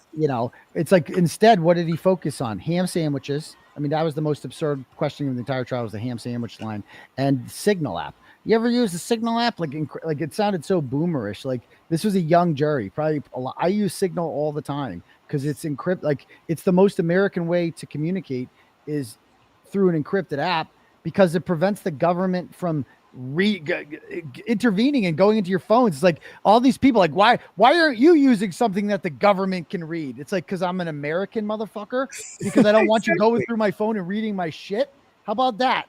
Like, well, the crazy thing is now even the major the major messaging apps tend to have a voluntary encryption, and it's purportedly end-to-end encrypted. And it happened after they basically went after oddly enough, it happened after the San Bernardino mass shooting when everybody found out that, they actually can just crack the phone in like 10 seconds. And then all of a sudden, Apple changed their encryption on messaging and their encryption in their login sort of process on the back end to make it a little more secure, because they got hammered really hard on the idea that the government might be able to get access through Apple's permission. And it's like, so then we watch this cascade of the major companies all going, actually, we want people to value their privacy, and they see that as a bonus added. So it's like Signal is, I think, one of the best apps for security and privacy, but it's not like, I mean, you could just as easily use WhatsApp or Telegram or Facebook Messenger, call someone, Yeah. or meet them face to face. Those conversations are not memorialized in writing. Is that nefarious? Like if you talk to somebody on the phone, if you meet up with them and have coffee with them, is that shady because you're not writing it down and giving it to daddy government? It makes it like, it's so ridiculous. That's all Hank had on these guys was like, did your wife join a Facebook group? I mean, when he's like, my wife, the guy looked at him like, you're talking about my wife, motherfucker? Oh, yeah, that was a bad move. Yeah, dude, you look like such a douche doing that. So, it was a dirty, dirty, dirty prosecution. And it was so satisfying that he lost. Like that's what, like Adam Lally, as boring and mundane as he was, and as bad as he was at his job, he got a hung jury. That government worker making $130,000 a year got a hung jury. And then Hanky comes in here making 10 times that, right? Because he's the closer. He's Hanky Brown, he's Whitey Bulger's shady mob attorney, and he's gonna get Karen Reed. He couldn't get one. He couldn't get 1 out of 12 to say that John O'Keefe was hit by a car. So what a loser. I just can't emphasize that enough. And if I ever see that guy in public, I'm like, you are a fucking loser. Everywhere you go, people just follow you around. You lost. You sucked off the taxpayers or nearly $1 million in that we could have used to fill potholes or hire teachers or do God knows what. To lose. You're a fucking loser. Give that money back. Yeah, and some ways, I agree. this interview was within the bounds of decency, public decency, should be ridiculed for what he did, and that's not because he was a prosecutor or a special prosecutor. It's because of how he conducted himself in the courtroom, and it was, it was unethical. It was improper. I think it was actually malpractice for the Commonwealth, but I don't really care because Karen won. I don't really care. Like. I don't know who they'd go after. I guess him and his license, but it's not really that important. So as you've been going through this, and you've been in this for 3 years, like at the maximum depth, and in your own liberties on the line because of your involvement, how like emotionally invested were you waiting for the verdict to come through on the first and second trials? And did that change at all between the two of them? Oh yeah, big time. I mean, the first trial was just 5 days of waiting outside, and then nothing happened, right? So, I was ready for it, but that moment never came. When you hear the verdict is in, that's when shit gets real. So, like, that's a small courtroom. Being inside that courtroom, when we got called in, they're like, holy fuck, there's a verdict.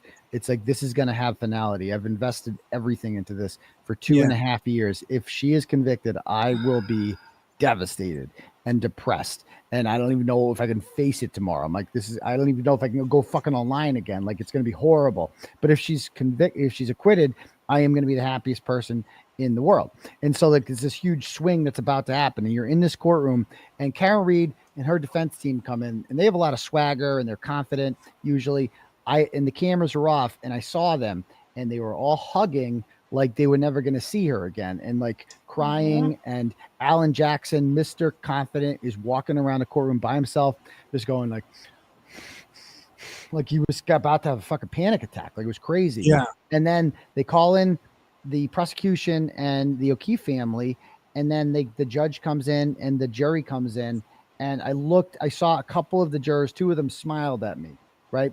And I knew this was going to be a good verdict. And they asked the foreman, who is this guy's the man. He's like this big black dude with like a chain and like dreads. He's awesome. And like, he read the verdict, and I was like, he was like, as soon as he said not guilty. Like you could see my face on the camera. I don't move. I'm just like, because I knew she was going to get not guilty on murder, but the big one was manslaughter. Right. And I'm trying not to react because this is, the family's right there. I don't want to I don't want to cheer, nothing. And when they said not guilty for the second one, like I was crying. Like I was like trying not to cry because it was such an emotional experience. And then when they announced the third one, that is when the crowd exploded outside because it's on like a 20-second delay.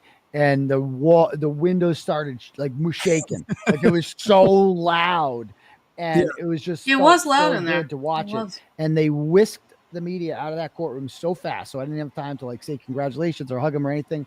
And they led us down this like funnel towards the front door. And the guy who went in front of me, his name's John DePietro. We call him Baghdad Bob. He basically does propaganda for the government on his Twitter account. He thinks Karen Reed's guilty. Yeah, And that guy's an idiot. I saw his Twitter account. I was like, this guy's legitimately He a may moron. be thousands of people were booing him. So he comes in front of me. He's going down the stairs. Everyone boos him. And then he gets to the bottom and I come out and the crowd just fucking explodes like the Beatles. Like it was crazy, crazy. And all this media came up to me and was like, Fox News came over, did an interview with them, NBC. And, it was, I was on top of the world. Like it was the greatest experience ever. And then when Karen Reed's team came out, they exploded even more. It was surreal. It was like the most amazing thing to be part of. Yeah. Somebody got a it's so cool because you're like, huge win you're in with that Massachusetts. some photojournalist did. When they were It's coming the, out. The seed point of our nation basically.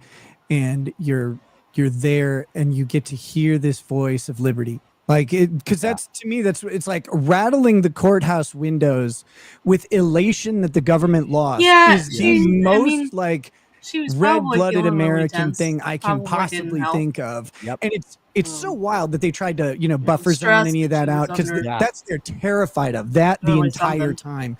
And that power of this small group of people, well, I mean, large group of people, but relatively small when you compare it to everybody who could be there, just enveloping this icon of the state with relief that this person was not wrongfully convicted. And I am jealous of your being there for that because that sounds really cool. Yeah, it was a cool experience. It was an emotional roller coaster being part of it. And I'm glad it's over because I've always said, I'm like, get me off this ride. This is too much. I'm like, this is a fun time covering this. I was happy to do it, but it's like, this needs finality. I cannot deal with another mistrial and all this drama, and mostly I want to rub it in the faces of the people who lost. Like that was the second most, obviously the first feeling is joy. Like you're so happy for this person who's innocent and you were vindicated and all this stuff. And then it's like, now it's time to rub it in the faces of the losers, to go online and taunt these people and remind them every day that they lost. And I'll never stop doing that. That's amazing. Look, we're at 8:22. I know you got to go to your next thing. So I have one last thing I want to say, and then one last question I want to ask, and then you're excused, I guess, if you want, or you're welcome to stay, of course. But I know you have to go on. Sex cult, yeah. It's very important.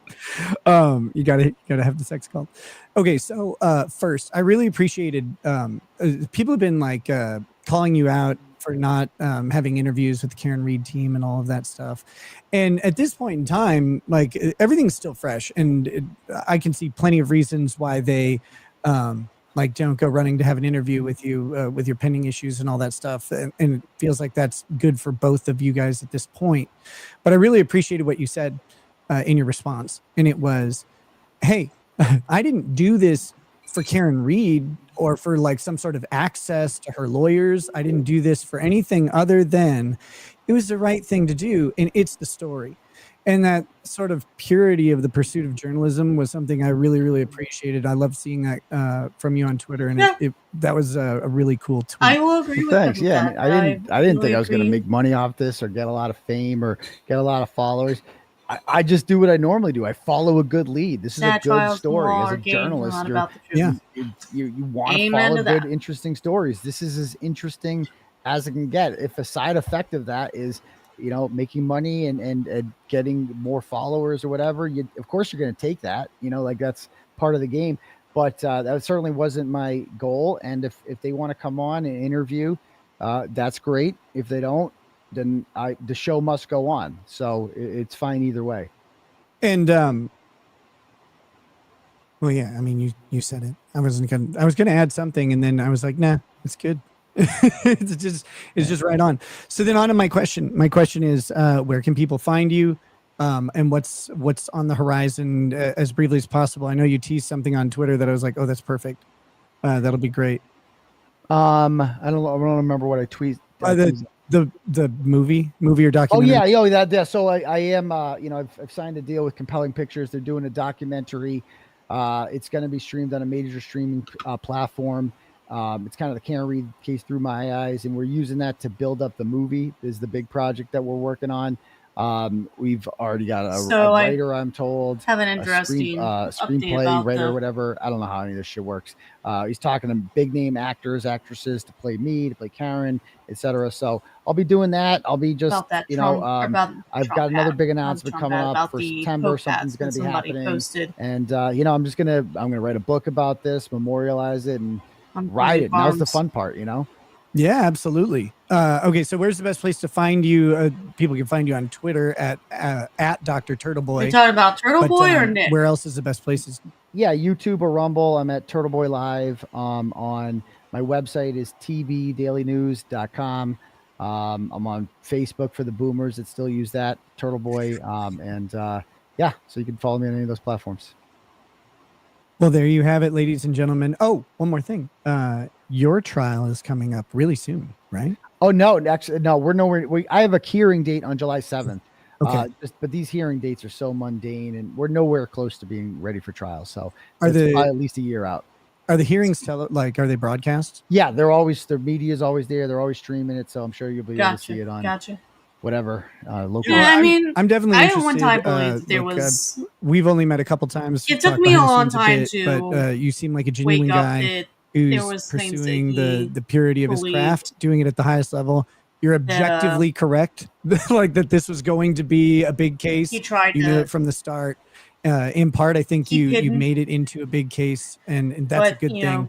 Bible says, "Be sure your sins will find you out." All the support that she could muster outside of that courthouse for justice to be done. I think they wanted to slide something under the cloak of night, and daylight, of course, scares the rats away. Yeah, we didn't let them. So thank you. I really appreciate that, Nick, and appreciate you having me on a couple years ago and having me on again to talk about this. So hope all is well with you, and maybe we can do this again sometime. Anytime, man. Have a good night, and thanks for joining. And may the sex cult be prosperous. All right, man. I'll talk to you. All right, peace.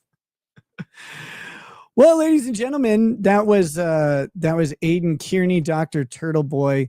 Really good to talk to him after all this time. He's been through a lot. He's got a long, long way to go. If you like him, make sure you go and follow and support him wherever you may find him. If you believe that he's, doing things in the interest of journalism, if he's pursuing truth, those are things that should be easy to get behind. If you don't, that's fine too. But my encounters with him, he's come across as genuine and also like, amiable and just generally like someone I can support. And so, I encourage you to check him out and see if that's up your alley. With that, we did have some super chats come in, and I'm sorry, guys, I didn't read them during the interview. I knew that we were on a pretty crunch timeline, and so I wanted to make sure I can make the most out of my time with him. So let me. And I haven't been able to hear anything about yet. We've got more to talk about. Allegedly, we can talk about all sorts of stuff. I haven't actually watched the Karen Read verdict. Believe it or not, I have not watched it yet. I did not watch that it one guy. I'll watch it with you guys if you want. With him. Although it's a little bit old now. You guys have all seen it. Rosemary J, welcome to Paralegal. Excuse me. Here comes the drama. Thank you for gifting a couple memberships. Angel Australia, thank you for gifting 6 memberships. Very awesome of you guys to do that. Thank you. Gotcha Son says, looking good, Nose Pope. Glad to have you back. No one has confirmed that there's any. We've got the Squid says they tried to convict Karen on a different theory of second degree than what they indicted her on with the grand jury. The fact they kept constantly changing the theory and timeline is an injustice. I agree. The ability, I'm I going to shouldn't say pause the him for ability. just a second. The here. way So, I'm going to talk about what. So, I asked on Kiwi Farms, wait, has he ever mentioned the story about the Hope hat before? And someone said that Meme Copium had brought it up. But somebody else responded to my thing and said that I'm assuming Nick, brought it up in 2022, which is when I started to turn him off. I have brought this up in the thread before. He's literally mocking holy things and using sex magic. This is why we occasionally go off on theological tangents, because quite frankly, I unironically believe the man has demonic attachments. And like when you see him when he's drunk, I kind of understand why people might feel that way. the prosecution, I don't know. the way the prosecution took advantage of this early discovery ruling, which I still do not find any basis for discovery violation against the defense by Beth Canone. But the way that the prosecution took advantage of that and tried to use that to basically pull one over on on everybody was just all around disgraceful. But I do think that the playing dirty can have an advantage, but it also has a distinct disadvantage the moment someone finds out that you are playing dirty. Back in law school, I had a negotiations class, and there was basically, do you take the high road or do you take the low road? See how good I was in and then law how do you deal school, with everybody? the other side when they are taking the low road and what you do? And the moment that someone catches on to the low road, you're done. If they're willing to call it out and shove it in your face, you've lost that position, and it turns out really, really bad. And so seeing the state kind of get its ass handed to it because it took the low road in so many places, that the one thing you worry about watching from the outside is the jury seeing what I'm seeing? Are they privy to this? Because you don't know who the jury is, right? The jury could be a bunch of PhDs. The jury could be a bunch of, DHPs. I don't even know what those are. Nobody does. And so they could be completely moronic. They could be oblivious. They could be tired. They could be occupied. They could be distressed. Anything can influence how a juror is perceiving stuff. He could be in a So sex you're cult. on the outside watching this from the comfort of your couch or desk chair, or, Apparently whatever, more common car than while what we think driving. it I is. don't know. So you're watching along, and you're outside of the courtroom environment, and you're able to pause it or rewind or whatever. They're not. And so they have to deal with what they've got. And so you're always wondering, like, are they there?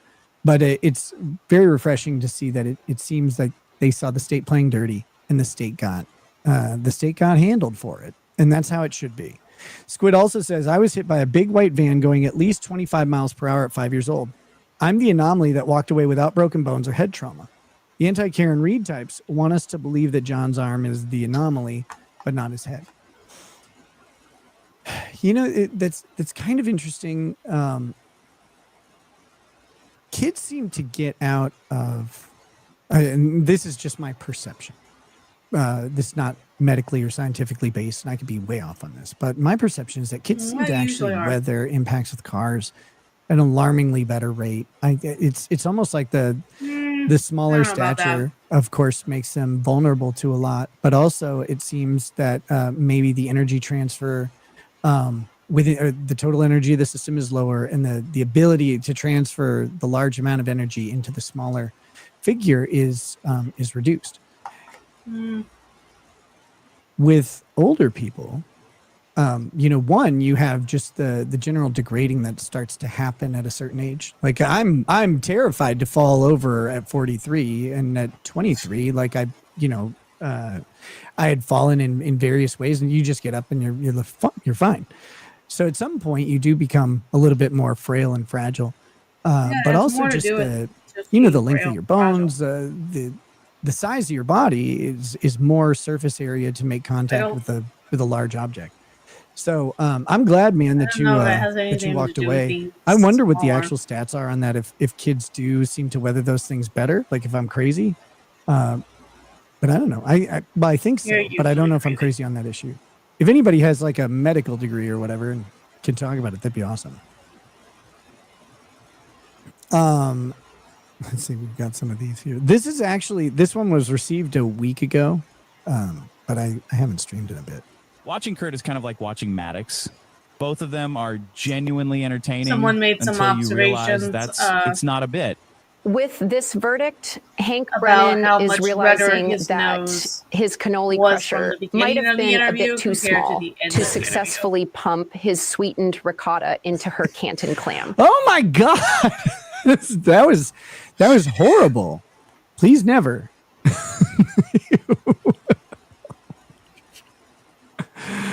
Art the Clown says Gage from Pet Cemetery didn't do so hot against that truck though.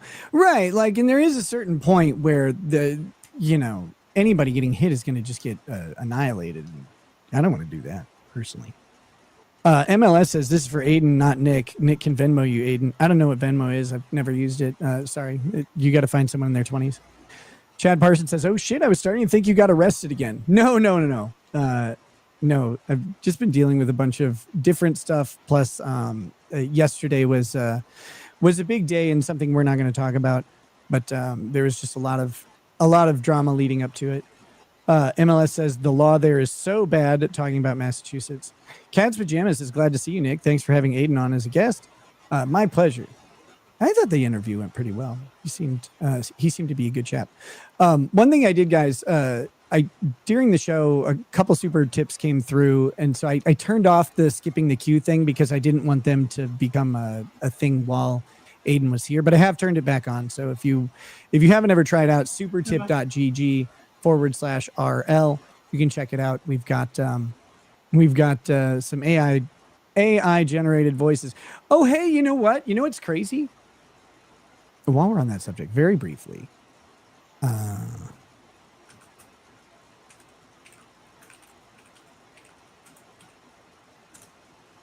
saw this headline one day ago. Maybe it was 2 days ago. Oh, wait, can I read a Fortune magazine article? I guess. Guys, I don't like being correct on these things, but what does this say? Here's the headline. A federal judge says training AI on copyrighted works is fair use, but casts down on the use of pirated materials, which is that's kind of like an insane proposition between those two, but okay. What he's doing. A federal judge in San Francisco has ruled that training an AI model on copyrighted works without specific permission to do so was not a violation of copyright law. It's not about copyright law, you stupid fuck. Weird. U.S. District Judge William Alsop said that AI company Anthropic could assert a fair use defense against copyright claims for training its Claude AI models on copyrighted books. But the judge also ruled that it mattered exactly using how those someone's books were name obtained. and likeness. Basically, it seems like the judge is adopting this kind of unclean hands theory. Like, if you're going to steal stuff and then use it to train your AI models, maybe that's not okay.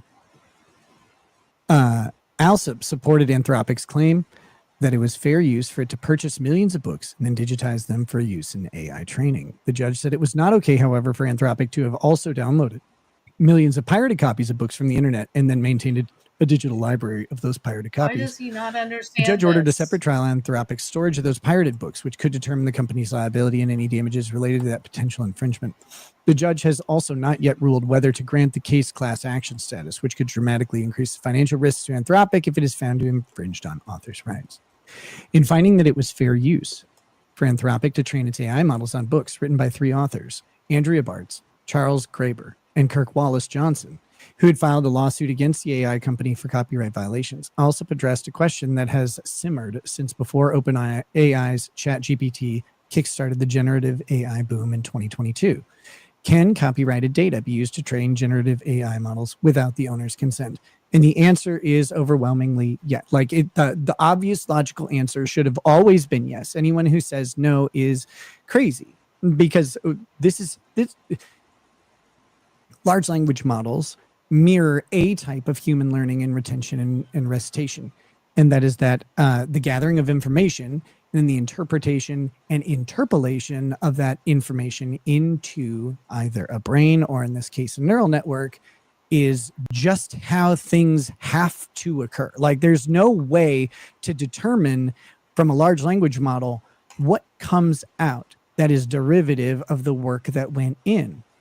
You're taking literally millions of works and saying, all right, we're going to put all of this in, and the large language model is going to learn how to effectively communicate in different ways, as many different ways as possible, but also in the most effective and common ways possible. It's going to do that, and then it's going to generate something new from all of the collective things that it had.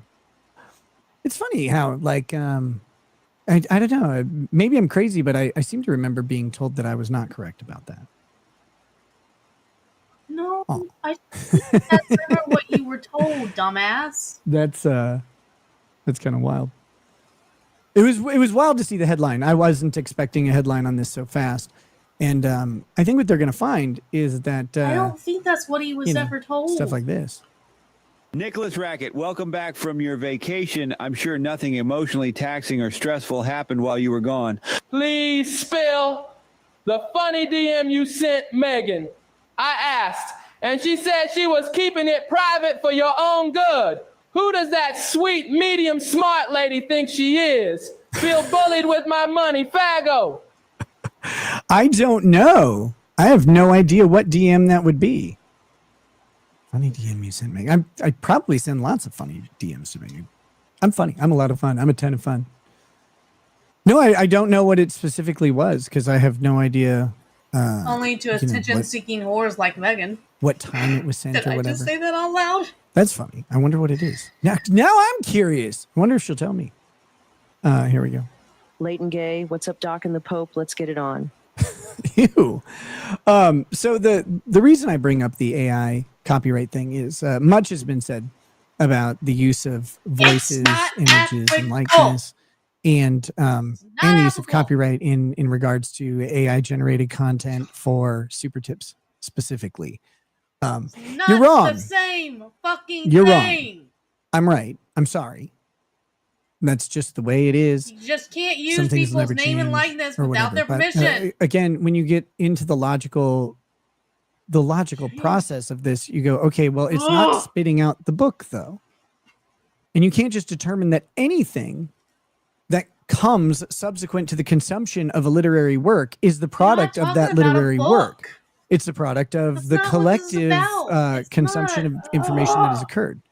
Now, I guess if you only put in like one book ever to train the AI model, you're like, okay, I'm just going to use Stephen King's The Stand. And so then everything that comes out would be derivative of The Stand.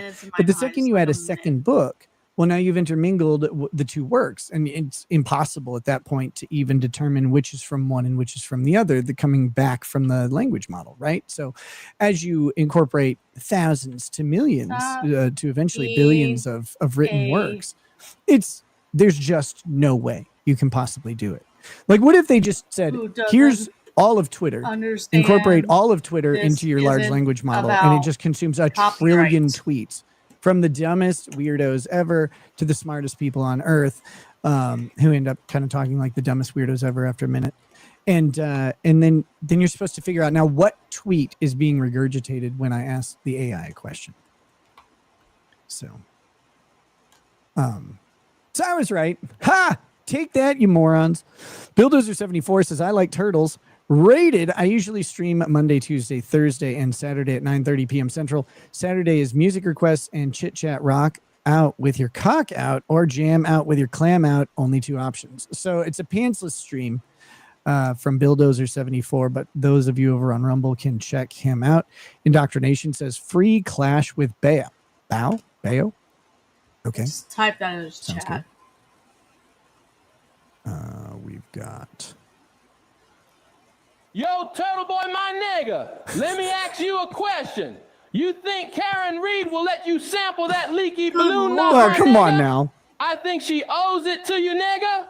You need to go for that ass, my nigga. Oh, I'm glad you didn't play that while he was here. Good Lord, you're making me blush. Jadine says, glad to see you back. Nika, I'm also 43. Feel to old age shit. Yeah, I mean, oh my gosh. So one thing I can tell you guys is I also haven't felt well for about 3 weeks. And I have a couple issues. The one that has been giving me the most trouble, though, is play the song. Play it loud and proud. I need to know how I will get more beach life than I can handle. We'll play it in a minute. Which song are we talking about? I seem to have a pinched nerve or maybe a herniated disc or something in my back that has been giving me huge problems. I woke up a couple weeks ago and couldn't remember how to walk. My legs just weren't going where they were supposed to go. It's been very frustrating. Isn't that a symptom so of whippets? I have to get a full spinal MRI to figure out what's wrong back there.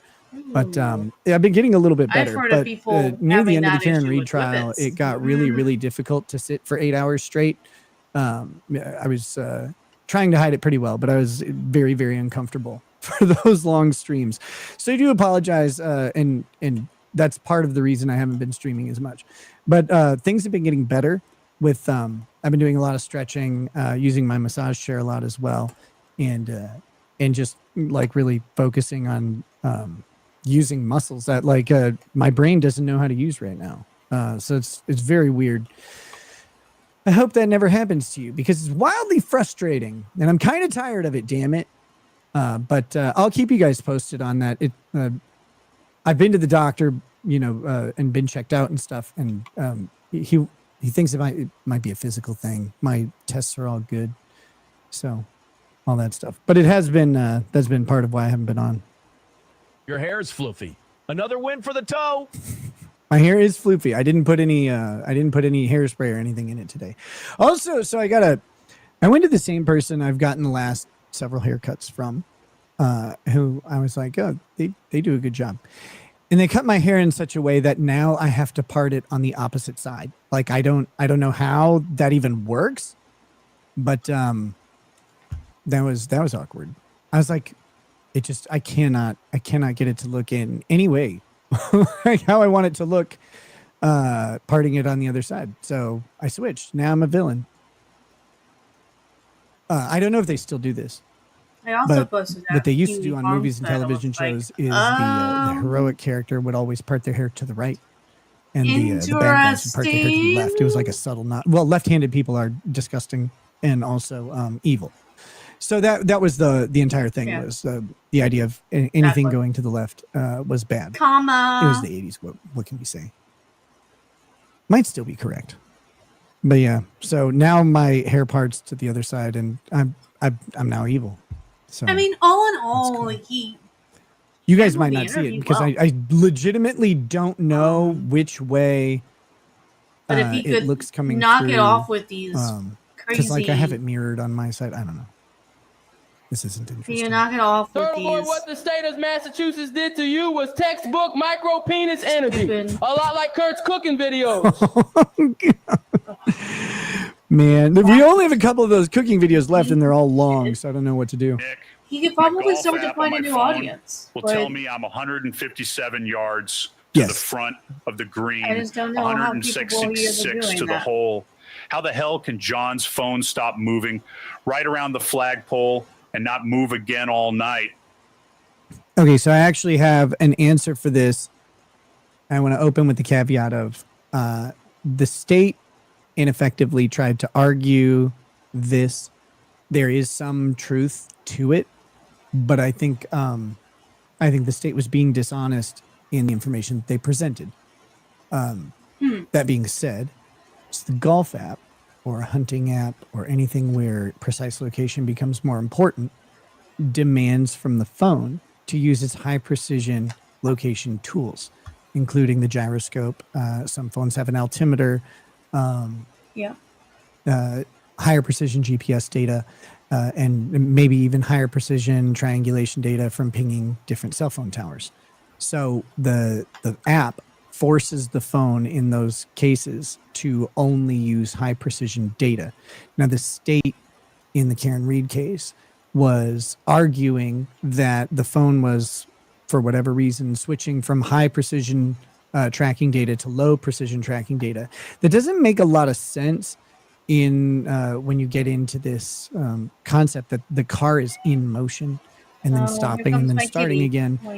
Why the car would suddenly start switching to low precision data at that point, low precision positioning data at that point, because I snuggled with you a lot. I'm not a software engineer, right? But my thought is, if something is in motion, and the phone is active and the movement is active, the higher precision becomes more important, especially if it's active in a way of stopping and starting. Now, if you're going 70 miles an hour down a highway with nothing near you, the precision on the data can be pretty low, and the app itself can interpret, like, we know there's a road here and we know there's not a road here, so we know where to put the car. Both him and Aaron could just ignore each other. But that doesn't seem like, in a neighborhood like that doesn't seem to be what would happen. Might stand. So I didn't trust the state's explanation, but there is an explanation as to why you can get a golf app to give you very, very precise data, as well as and not maybe have the same precision on Waze or Google Maps or Apple Maps or whatever. So I hope that helps answer your question. I didn't mean to have a sex cult. It just happened. I mean, I guess that's true. Listen, Turtle, you give me grave concerns. Bev's a weird character, man. Weird person. Eileen, welcome to Paralegal Status. Isaac says, I witnessed a Massachusetts DUI. Driver went off an embankment and left her car vertical. I stopped and jumped out to assist. Her first words stumbling, "Don't call the cops." Testified against. She got off. How you wonder how these people get out of this stuff. But there's probably some procedural mistake or something that happened. Cops had asked some bad questions, took some bad notes. Natalie McClendon says, killed in the shed, thrown in snow, and let dog attack mob. I don't know about the mob. I don't know if he was killed in the shed. I think he went to the house. Like, I think he went to the front door, even inside the house, maybe into the kitchen. I think his head got lacerated because he hit maybe a kitchen counter. I don't know if they have granite countertops or anything, or maybe a step somewhere. The other possibility is he made it to the front door. They open the door. Some heat happens, dog attacks, and then he falls back and hits his head on the walkway or something like that. But I don't know, man. There's I know the dog was involved, and I know someone punched him in the eye or hit him with something or right above the eye. And then I know that he has a laceration and a cracked skull that would lead to death. I know that because those facts were presented by competent witnesses at trial. What I don't know is how a car is involved. Rick Nikita said, did Captain Proton finally defeat Dr. Chaotica once and for all? I have no idea what that means. Yes. Sure. No. Maybe. Turtle Boy, what the state of Massachusetts did to you was textbook micro penis energy, much like Kurt's Cook videos. That was like the same one from before, but slightly different. Tech Guy says, no privacy meeting in person. Many phones have modules pre-installed that can listen without the app being installed or running. Facebook has one which is responsible for some creepy timed ads. Yeah, it really does. Like, it's like, oh yeah, I saw this particular brand of shoes, and then suddenly you get Adidas ads, like more than a Somali town. It's amazing. Somalis wear a lot of Adidas around here. I don't know. It's not judgmental. Tech Guy says apps with end-to-end encryption are defeated by the Google and Apple internet connected keyboard watching everything typed, even micropeen. There you go. But you don't have to use Signal on a phone or anything with a Google. It doesn't have to have a Google connected keyboard, right? Like you could just type it on a computer. You can use Edge. I don't know. Edge probably has something tracking as well. Well, you're in the Signal app once you're on your computer, so I don't know. Although I do wonder Like I've been looking at these Copilot Plus PCs because AI is funny to me because of the thumbnails and stuff like that. And it makes me wonder. I'm like, wait, so the Copilot thing has the Copilot Plus from Microsoft has a feature called like snapshot or something where the AI takes constant snapshots literally of your computer and what's going on. I'm like, is that thing key logging? What's it doing? What you doing here? Tech Guy also says, I think AI parsing images and using your likeness without permission would not be considered fair use. Bette Midler versus Ford be a good example, as that was someone imitating her for an ad and Ford lost. Okay, we got to do this. I love you. But this is an important legal distinction that people miss. Using an image and likeness to try and fraudulently convey that someone is endorsing a product or service is wrong. Like that is wrong. So having trying to trick the audience into Bette Midler's endorsement of Ford is going to lose. Period. Because Bette Midler didn't endorse Ford. So it's not just that they use her name, image, likeness, or whatever. It's her right of publicity. It's her right to be in control of the things that she supports. Because what if she supports Ford, always allow and me then to Ford runs a swastika paint job on something? Because I think she's Jewish. I appreciate oh it. my gosh.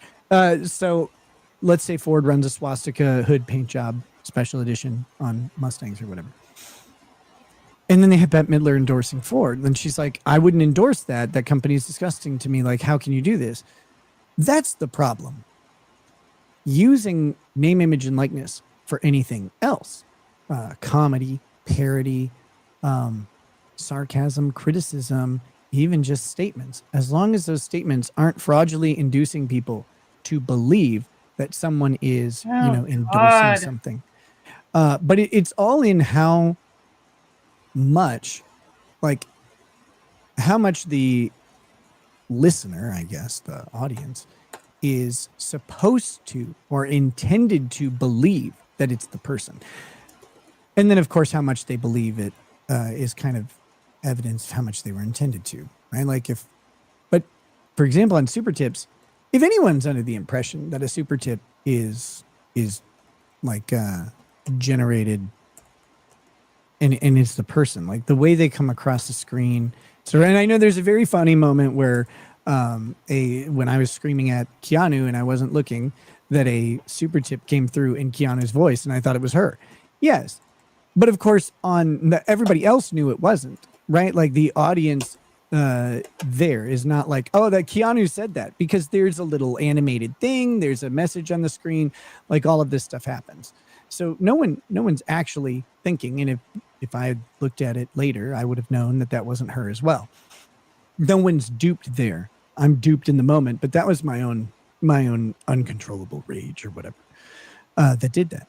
Oh my God, it's just so red.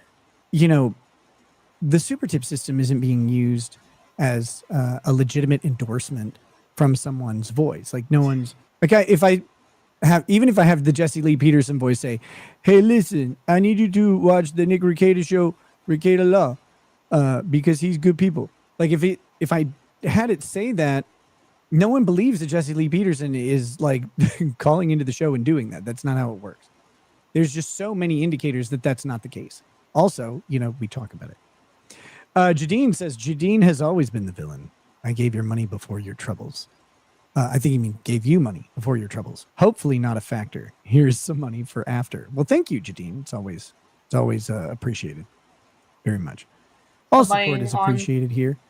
And that includes just watching and also slapping that like button. Hit it. Hit that like button if you have not yet. And you're enjoying the show, of course. Leo says, I am excited to catch a stream. Do you have a stream schedule for the rest of the summer? No, I'm trying to work that out. I have a couple complicating factors. Like I have to start doing my community service like a common criminal instead of an uncommon one. I have to start doing my community service and getting on the ball there. So I don't know. I'm trying to figure out what and lock down a consistent schedule and consistent times, but I have other things that keep interrupting it.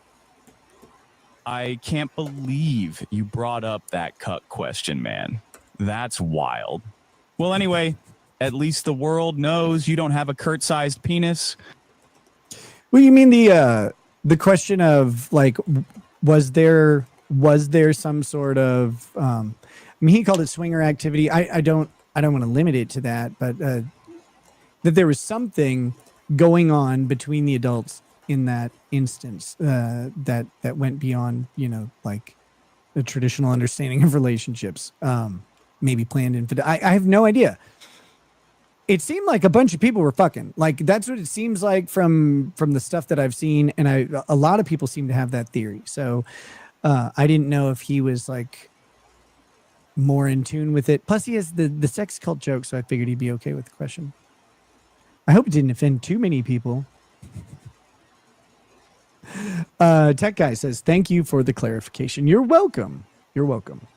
It's a complicated subject.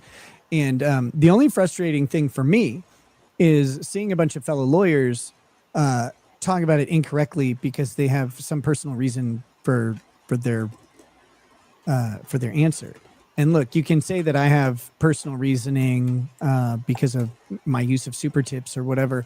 But I had the same position on, it wasn't AI, but I had the same position on name, image, and likeness and the right of publicity ever since the beginning of this channel, because I encountered it right away with the Dick Masterson lawsuit and Maddox saying, like, you can't use a picture of me. And the picture was Maddox being made fun of on a poster advertising one of Dick's live shows. And Maddox like, you can't do that. You can't. I didn't give you permission for that. It's like, well, you don't need permission to make fun of someone like that, because that doesn't make any sense. Like, oh, hey, can I make fun of you? Can I just shit all over you on this poster? Is that okay? No? Oh, damn. And so I encountered this problem and did a bunch of research on it early on in the YouTube show because of the Dick and Maddox lawsuit. So I've read a lot about it. And the law is pretty consistent and pretty clear and has been through decades and decades and decades of celebrity voices being used. And if the celebrity voice is being used for an endorsement, the company loses. If the celebrity voice is not being used for an endorsement, the company wins, or who the user wins, and the celebrity loses at that point. So, and this hasn't changed. Like, the law on this has been steady for a really long time. And the distinctions where you do find a quote unquote inconsistent result are always so distinguishable from the original because there's no endorsement. There's no positive statement about some person or company that's being foisted upon the listening or reading audience. And what was it? Dior versus this is one of the major cases out of New York on it. Dior versus, who was it? It was Jackie Kennedy, wasn't it? Shit. No, that's not it. Yeah. Dior versus Onassis. Onassis versus Christian Dior, New York. This is one of the cases that is, all about this concept. And this was, shit, hold on, I'm trying to find out.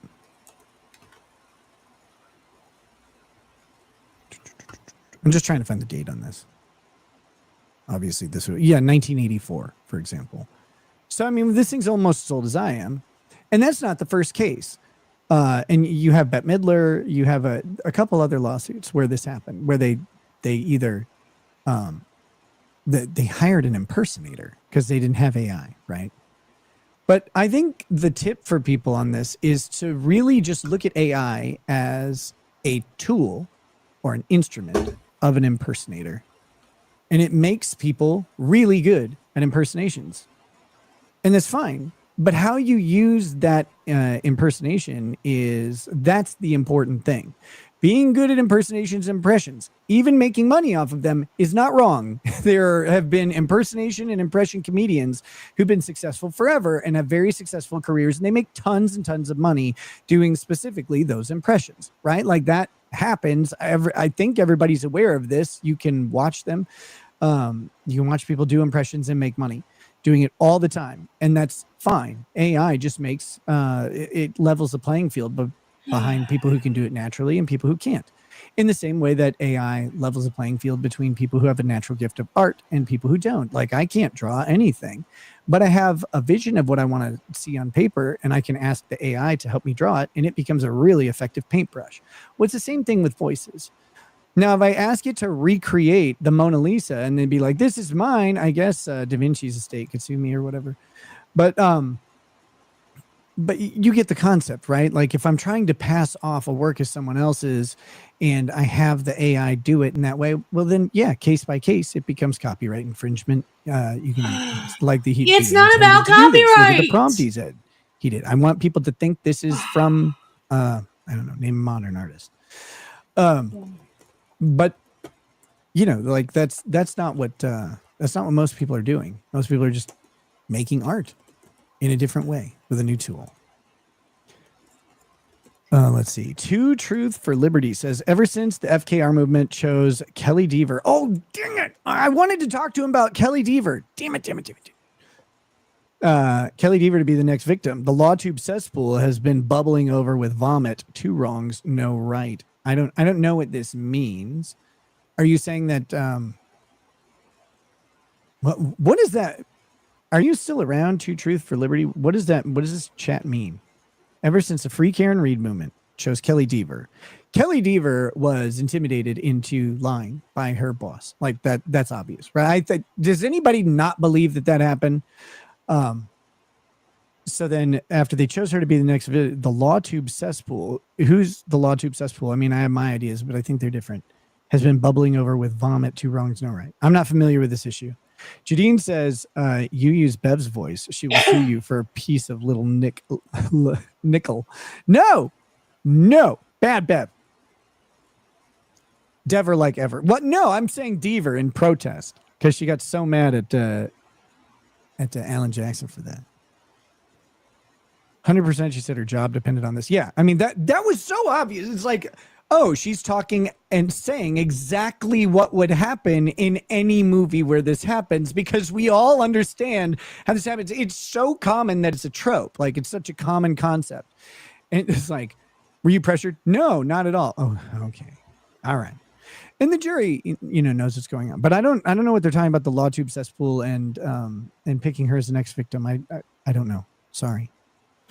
Cabasooth says, suing XL Energy for Fourth Amendment violations with interval data collection, protecting medical cannabis from federal prosecution, fighting alone. Okay, Cabasooth, the XL Energy Fourth Amendment thing is going to be rough because what you have to do is show that they're a quasi-government actor and that their actions are only the result of government request, and they become an agent, right? An effective agency relationship has been created. So good luck with that. Interval data collection. Is that, like when internet spikes and stuff like that, because, they're looking for, I guess, crypto miners. I don't know what they're exactly doing, but there's all sorts of things that massive increases in energy or massive decreases in energy usage in a house can show. For example, I have heard that 3-letter agencies use the combination of a blackout of internet packet data along with an increase spike of electricity usage would correlate with someone using like a Tor and the Onion browser, right? So there is no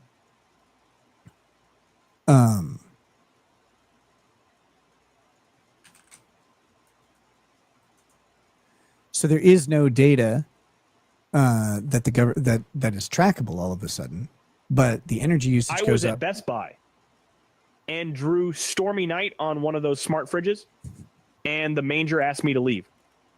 It totally wasn't because I signed it micropeen. That wouldn't be it at all. Of course not. Oh, dang it. I lost my train of thought. Oh, well. I think I made my point. Probably not. Who knows? Oh, wait. So the Tor and the Onion browser.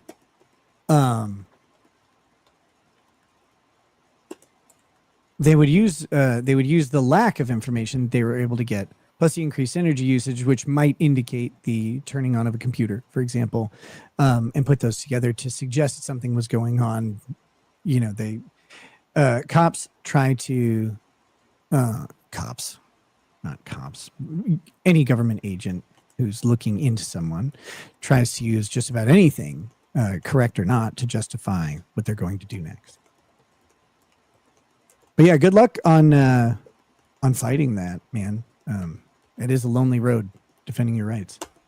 My phone here, me and my woman doing it, and she said lube. Facebook gave me an ad for a 55-gallon drum of it. Shit's crazy. Wait, is that real? Who are you, P. Diddy? Visit Hedonism 2. It says, Turtle, have you ever traded wives with a YouTuber? Well, he's not here anymore, so that answer will go unanswered, or that question will go unanswered. The Delaguna Show with Lauren Hayden says, heart you both, free FRK. Wait, I think it's supposed to be FKR. What's up, Lauren? Good to see you. Nice to chat. Hopefully we can talk soon about what's going on. Galaxy Gas Shop USA says, reminder, you can't get a DUI on new Fruit Punch Galaxy Gas family pack. I think that's actually bad legal advice. I think if you were caught, intoxicated on any sort of intoxicants, most states have a generalized prohibition on being impaired while driving. Michael Stetson says, it became a conspiracy when they tampered with evidence. I agree. And I think there's sufficient evidence that people can confidently call it a conspiracy. Now, I would be hesitant to say who exactly was involved in the conspiracy. I mean, there's certain people who seem to be. Michael Proctor, for example, in his investigation seems to have been influenced by and then therefore making him a part of the conspiracy. There's some other people, right? But knowing that there was a conspiracy and knowing the exact details and motives of the conspiracy are different. That should be obvious.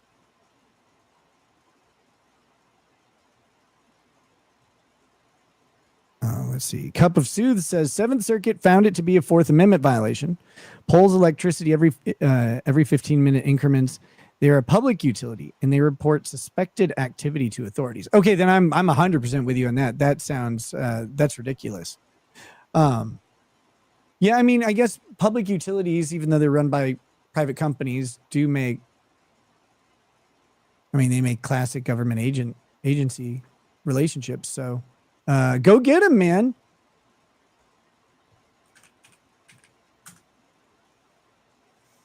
Let's see. What do we got here? Okay. We've got BobTube says, Turtle get 5K viewers on a Kurt cooking stream. Probably.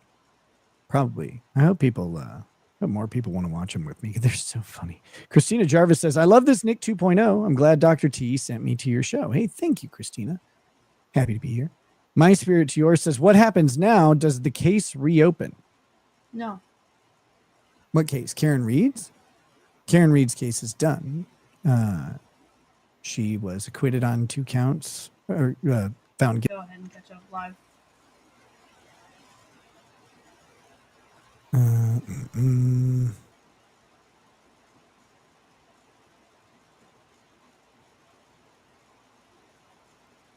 Well, I think I can find it here. I have to find the right search term because, a whole bunch has happened since then. Bill Rivers or Bruce Rivers. I don't want someone's reaction to it. Where's just a news story? Oh, here we go. 5 minutes from Court TV. Perfect.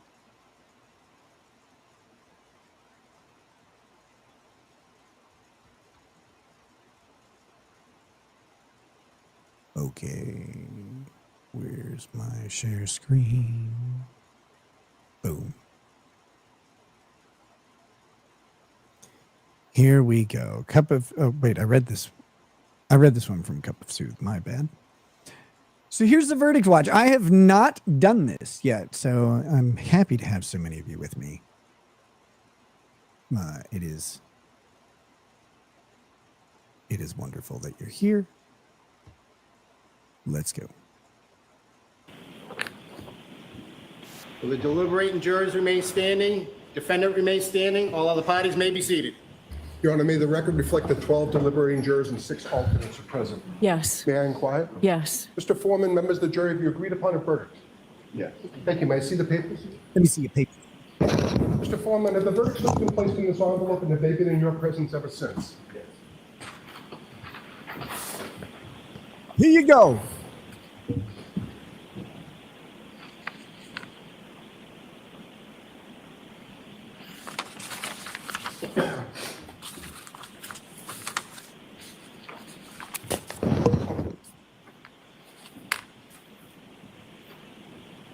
Mr. Foreman, on docket number 2282CR117001, murder in the second degree, what say you? Is the defendant at the bar guilty or not guilty?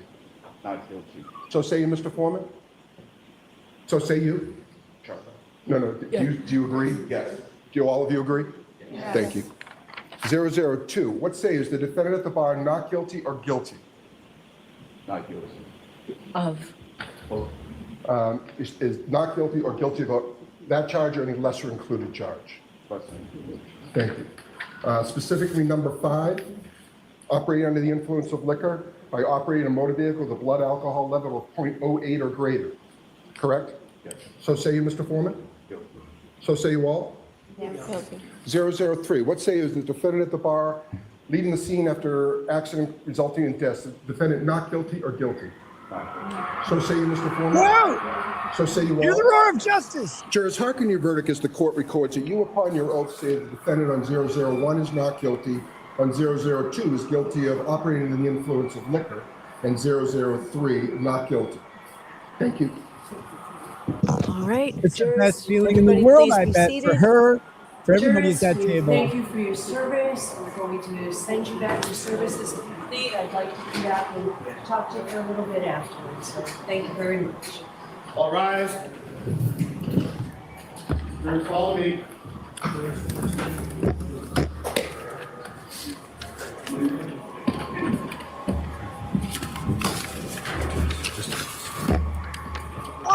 Even Yanetti's crying back there. Everybody's crying except for Leslie.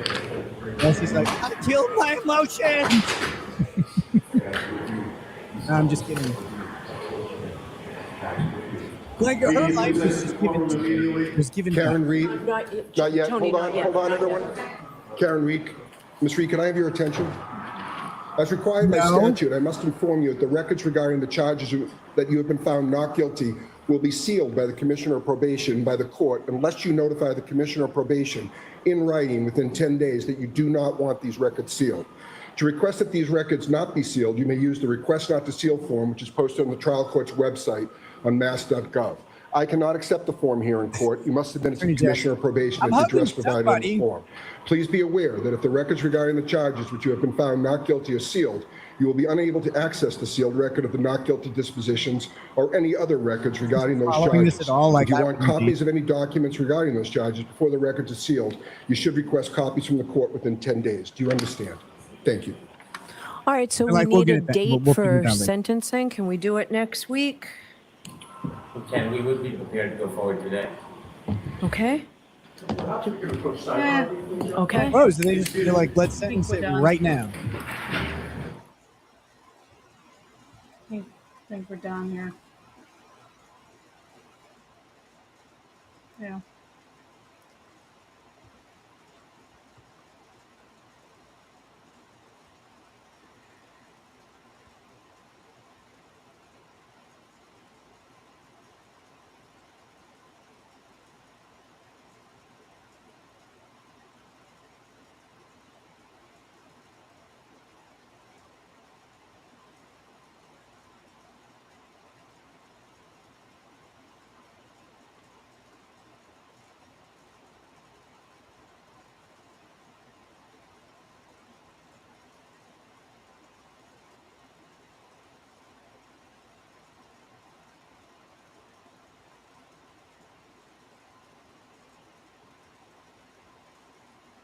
All right. Well, that's all they were, people. In some ways, it was not a bad interview. It really was not. But he's gotta do something here. There was something about wanting him to stream snipe potentially criminal. Chat.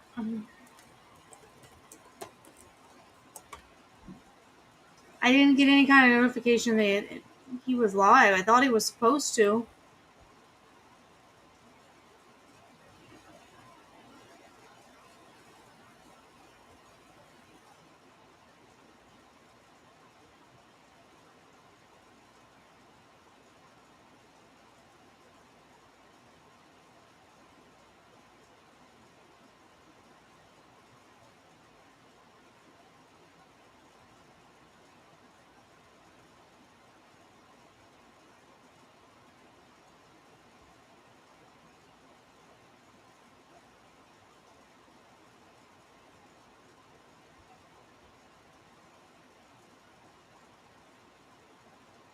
Usually Criminal is live.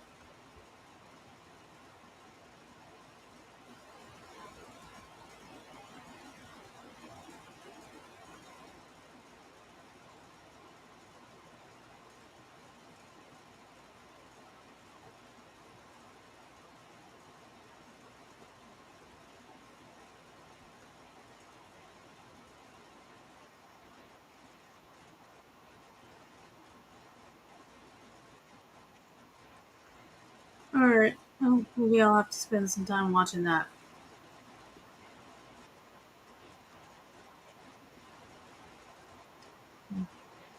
Yep. I'm going to go ahead and end this.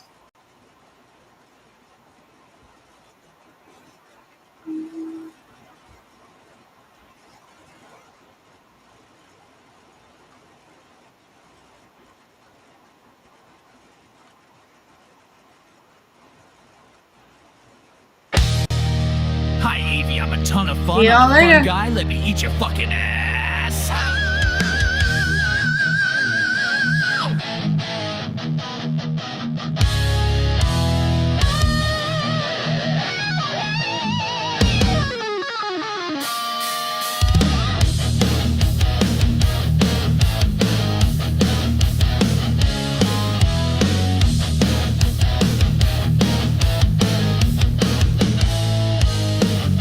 Evie's on her laptop, pissed off again. Scrolling through clips like this motherfucker sin. Sipping her tea, typing fast as hell. Doing background checks like she's building a cell. She's got tabs open like a Fed's only sting.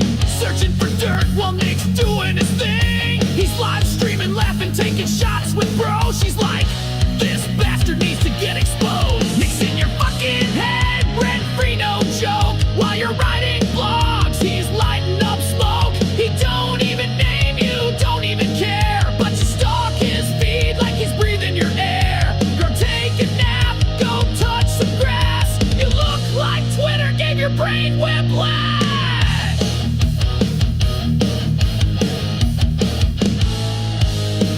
You dropped a Substack like it's gospel law. Trying to cancel Nick with the dramatic how. You quote case law like you're dropping bombs. But the whole damn vibe screams mad.com. You got no jokes, no laughs, just rage. A 1,000,000-word essay just to set the stage. You said he's vile, a menace, a clown. But it's you writing novels just to take him down. Nick's in your fucking brain like a squatter on crack. He's making dad jokes, you're planning attacks. You tweet accountability in all caps, but girl, nobody buys the menace, a clown. But it's you writing novels just to take him down. Throwing up middle fingers while you're doing the most. You call him toxic, call him trash, but he don't respond, and that's what makes you crash. So here's your crown, queen of the feud, scrolling his clips in a badass mood. You ain't taking him down, he's 10 steps ahead, cause Nick Rekieta lives fucking rent free